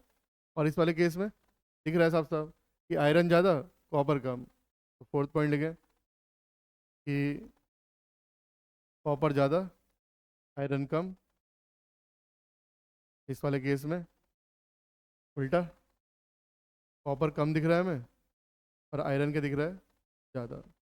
तो जो है थोड़ा समझ के देखें इसे, रटना नहीं है, डायग्राम में दिख रहा है हमें।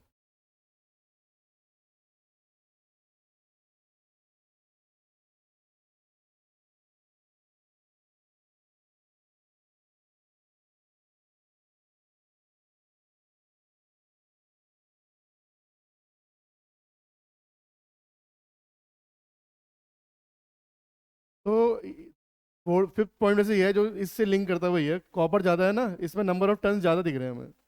नंबर ऑफ टन्स क्या है इसमें, ज़्यादा, उसमें क्या है, कम है। तो नंबर ऑफ टन्स है ज़्यादा। ये सेम कैपेसिटी के दो ट्रांसफार्मर कंपेयर कर रहे हैं, ठीक है हम। और इसमें नंबर ऑफ टन्स क्या है, कम। ऐसा नहीं कि एक बहुत बड़ा ट्रांसफार्मर ले लिया और एक दो छोटा ले लिया और उसे कंपेयर करने बैठ गया। ठीक है ना।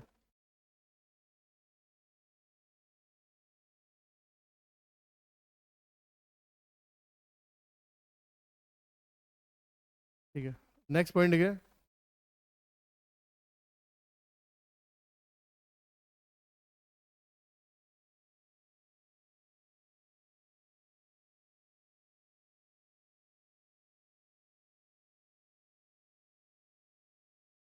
अब नेक्स्ट है कि जो वाइंडिंग का डिज़ाइन है इसमें, तो इसमें कॉन्सेंट्रिक वाइंडिंग यूज़ कर रहे हैं हम अभी। ये वर्ड तुमने पहली बार सुना होगा, कॉन्सेंट्रिक वाइंडिंग।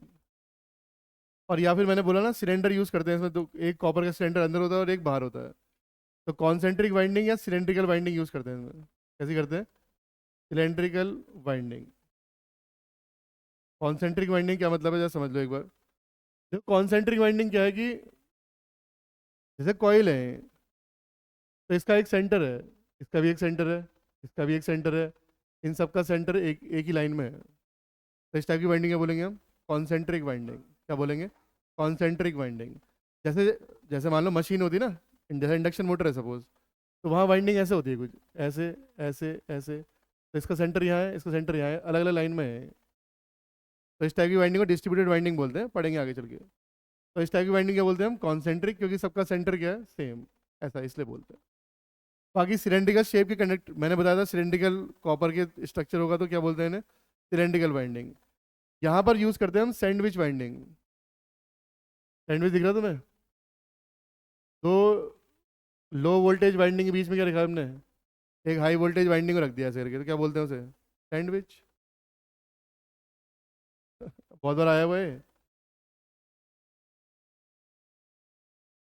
तो यहाँ पर यूज करते हैं क्या, सैंडविच वाइंडिंग। ठीक है। और या फिर डिस्क टाइप वाइंडिंग यूज करते हैं यहाँ पर। कैसे करते हैं, डिस्क वाइंडिंग। क्योंकि एक डिस्क लो वोल्टेज वाइंडिंग है और एक डिस्क हाई वोल्टेज वाइंडिंग है, फिर एक डिस्क ऐसी है, तो डिस्क वाइंडिंग है यहाँ पर।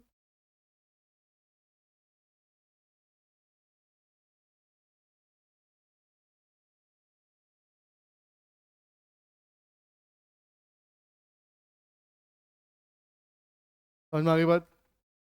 नेक्स्ट है इंसुलेशन की रिक्वायरमेंट। नेक्स्ट है इंसुलेशन रिक्वायरमेंट। अगर इंसुलेशन देखें हम, तो यहाँ पे देखो बाइंडिंग और कोर के बीच तो है ही, फिर यहाँ भी लग रहा है। तो एक इंसुलेशन तो यहाँ लगेगा और एक यहाँ पे लगेगा। जबकि यहाँ पे देखें तो सिर्फ यहीं यहीं पे लग रहा है। तो इंसुलेशन कहाँ ज़्यादा लग रहा है, यहाँ लग रहा है। बिल्कुल सही बात। तो इंसुलेशन रिक्वायरमेंट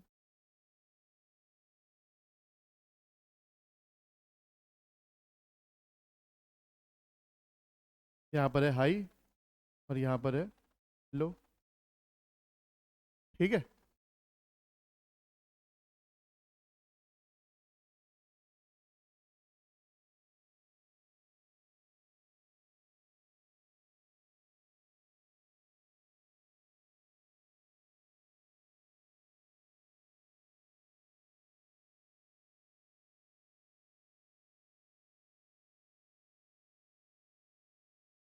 तो तुमने जो है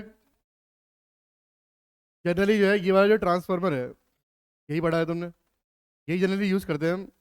अगर हम बात करें बाहर जो ट्रांसफार्मर दिख रहे हैं हमें छोटे वाले सिंगल फेज के, तो ऐसे ही होंगे वो। थ्री फेज वाले में तो खैर अलग हो जाता है स्ट्रक्चर।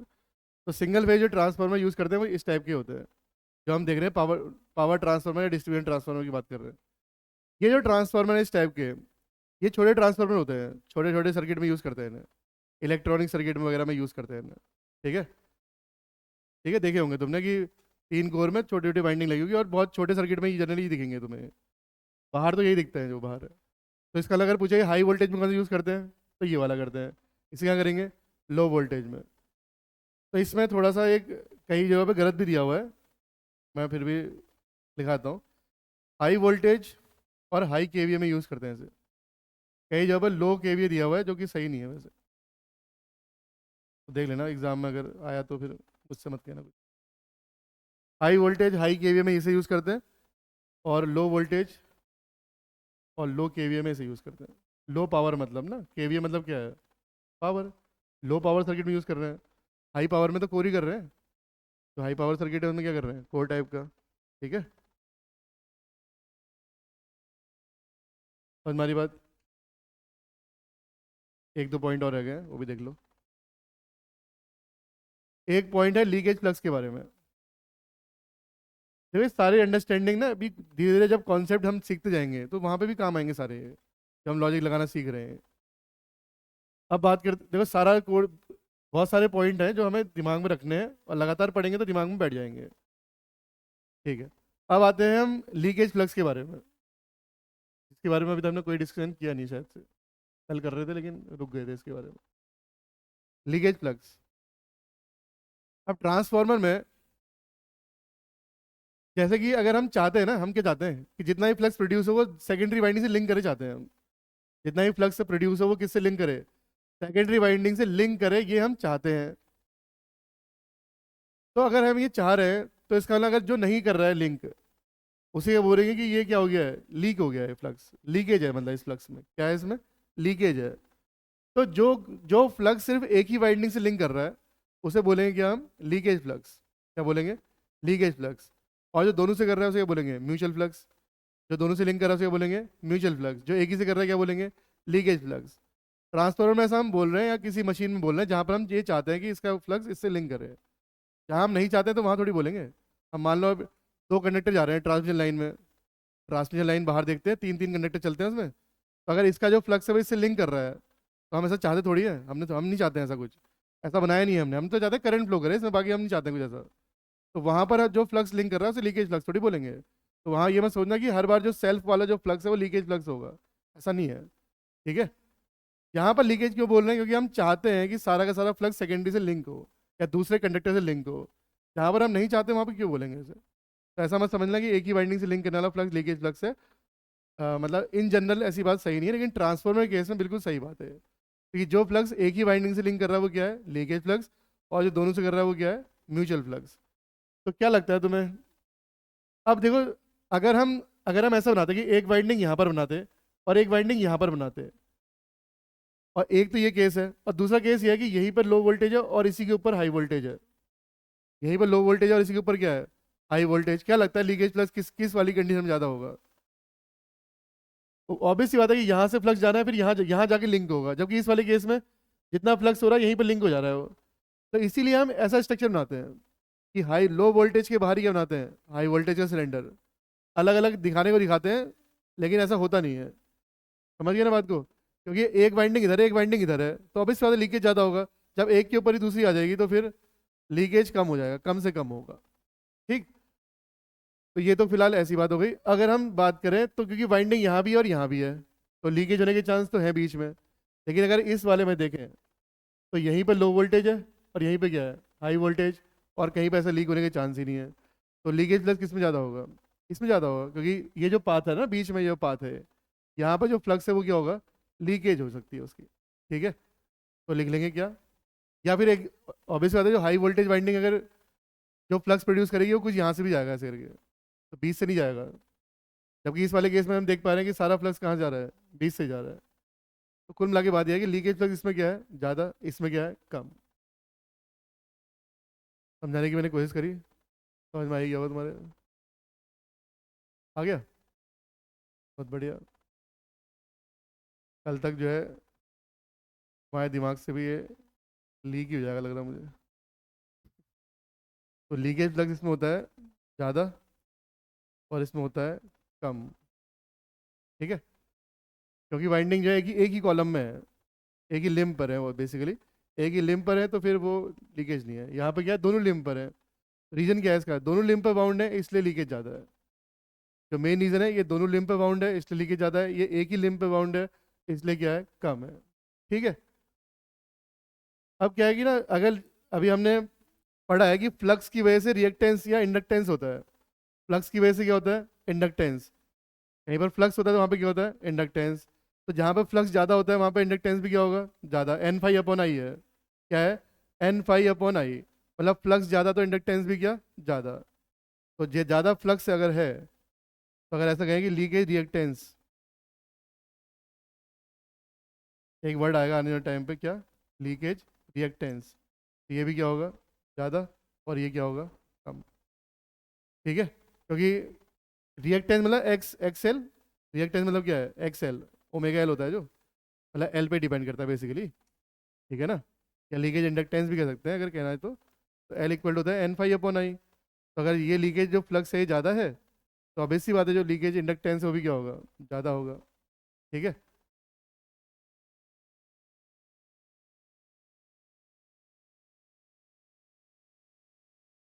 एक पॉइंट और है, एक है मैकेनिकल स्ट्रेंथ पे, कि किसकी मैकेनिकल स्ट्रेंथ ज़्यादा होती है, मैकेनिकल स्ट्रेंथ। तो इसके बाहर से वाइंडिंग है और इसके बाहर से कोर है, किसकी ज़्यादा होगी स्ट्रेंथ, कोर वाले की, ऑब्वियसली बात है भाई, वाइंडिंग की स्ट्रेंथ ज़्यादा होगी क्या, वाइंडिंग तो डैमेज हो सकती है ना, कोर इजीली डैमेज हो पाएगी क्या, नहीं हो पाएगी। तो मैकेनिकल स्ट्रेंथ किसकी ज़्यादा हुई, शेल टाइप की। सब कुछ बताने के बाद भी तुम गैस नहीं कर पाते कि क्या है इसका आंसर। यहाँ लिखिए मैकेनिकल स्ट्रेंथ, मैकेनिकल स्ट्रेंथ, तो शेल टाइप में लिखे ज़्यादा हाई और उस साइड लिखे लो। क्यों है ऐसा, क्योंकि उसके बाहर से वाइंडिंग है, वाइंडिंग की स्ट्रेंथ क्या होगी, कम। उसके बाहर से क्या है, कोर, तो उसकी स्ट्रेंथ क्या है, ज़्यादा। तो शेल टाइप की ज़्यादा और कोर टाइप की कम, मैकेनिकल स्ट्रेंथ, मैकेनिकल स्ट्रेंथ। करा, लास्ट पॉइंट लिख लें,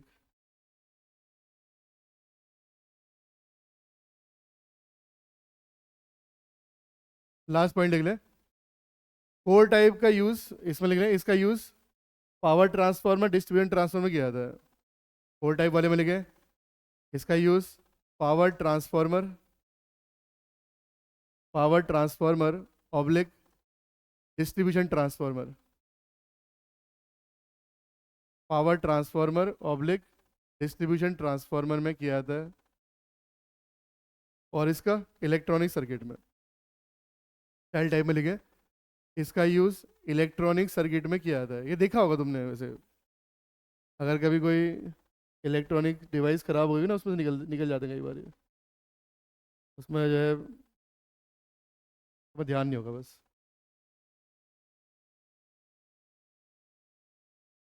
अ, एक पॉइंट और था वैसे, छूट गया जो ये है, हीट डिसिपेशन। हीट डिसिपेशन इसमें ज़्यादा अच्छा ही होता है सेल टाइप में, क्योंकि कोर है यहाँ पे। ठीक है ना, हीट जल्दी से डिसिपेट हो जाएगी। तो इसमें लिख लो फिर, हीट डिसिपेशन रह गया था तो ये नहीं लिखाना चाहता मैं। देखो बहुत सारे पॉइंट है ना, एक पॉइंट थोड़ी है, कई सारे हैं। इसमें क्या है ज़्यादा, इसमें क्या है कम। एक कोर है, कोर से इजीली हीट डिसिपेट हो जाएगी, बाहर की तरफ चली जाएगी। बाइंडिंग में इजीली जा नहीं पाएगी। तो इसमें लिखा रहता है कि इसमें नेचुरल कूलिंग कर लेते हैं, हम इसमें नहीं कर पाते उतनी इजीली। ठीक है, कोई बात नहीं, वो सब लिखने की जरूरत है नहीं, ज़्यादा इतने नहीं आते हैं। काम की बातें तो ज़्यादातर ये है ये। पहला वाला point, limbs, parallel magnetic circuit, copper किस में ज़्यादा है। सैंडविच बाइंडिंग वाला बहुत बार पूछा हुआ क्वेश्चन है। ये हाई वोल्टेज और लो वोल्टेज वाला बहुत बार पूछा हुआ क्वेश्चन है। लीकेज रिएक्टेंस वाला बहुत बार पूछा हुआ क्वेश्चन है। तो एक लास्ट रह गया, वो भी लिख लो, वोल्टेज रेगुलेशन के बारे में। कोर लॉस, मतलब फिर तो जिसमें आयरन ज़्यादा उसमें आयरन वाले लॉस क्या होंगे, ज़्यादा। जिसमें कॉपर ज़्यादा उसमें कॉपर लॉस क्या होंगे। मतलब आप देखो, इनफाइनाइट नंबर ऑफ पॉइंट हो गए तो फिर एक लिख लो वोल्टेज रेगुलेशन के बारे में, वो भी लिख लो। वोल्टेज रेगुलेशन है तो खत्म ही नहीं होने का ये। वोल्टेज रेगुलेशन, इसमें लिखे, ये लीकेज रिएक्टेंस ज़्यादा होता है ना इसमें, इसलिए हाई होता है ये। जब पढ़ेंगे वो इसके बारे में तो वहाँ पे आ जाएगा ये टॉपिक। तो ये लिख लें, इसका इसका वोल्टेज रेगुलेशन ज़्यादा और इसका कम। ये क्यों होगा ये अभी समझ नहीं आएगा तुम्हें ज़्यादा, मैं बाद में पढ़ाऊंगा इसको। इसका हाई और इसका लो, इसका हाई और इसका लो। कुछ रह गया क्या, क्या क्या बता दिया। कॉपर जिसमें ज़्यादा उसमें कॉपर लॉस ज़्यादा, जिसमें आयरन ज़्यादा उसमें आयरन लॉस ज़्यादा। ठीक है। हाँ हाँ, एक एक लेमिनेशन का शेप रह गया। देखो ये लेमिनेशन जो बना रहे हैं ना ये देखो, एक बात रह गई है। हाँ वो भी लिखाता हूँ, बताता हूँ। तो मैं घर जाने की जल्दी है तो मैं क्या करूँ इसमें। देखो जो कोर जब बनाते हैं,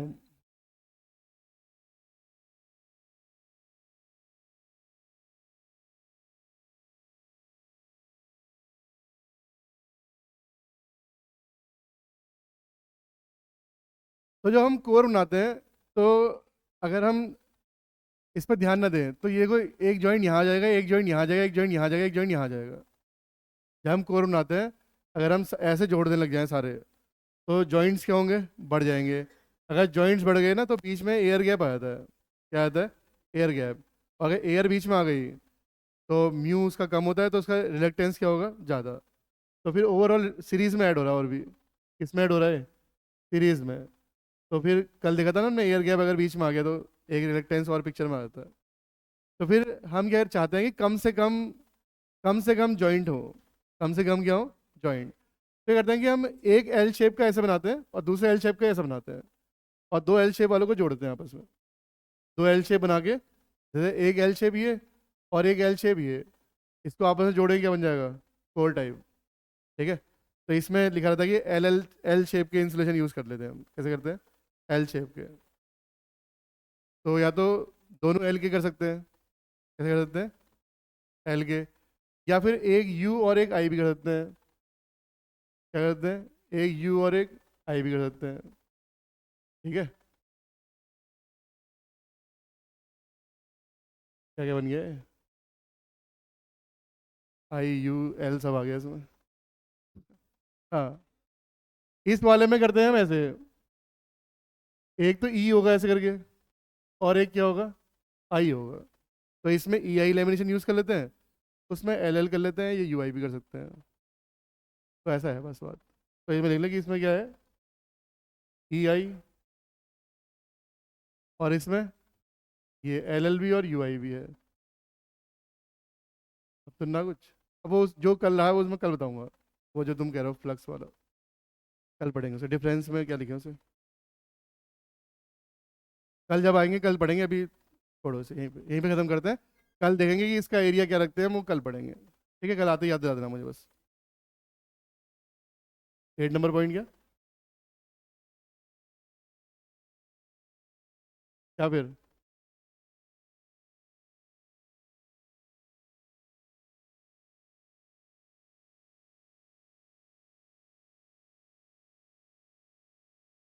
कुछ भी लॉजिक लगा देगा क्या, जो मैंने लिखा है वो ठीक है, बता दिया मैंने पहले ही।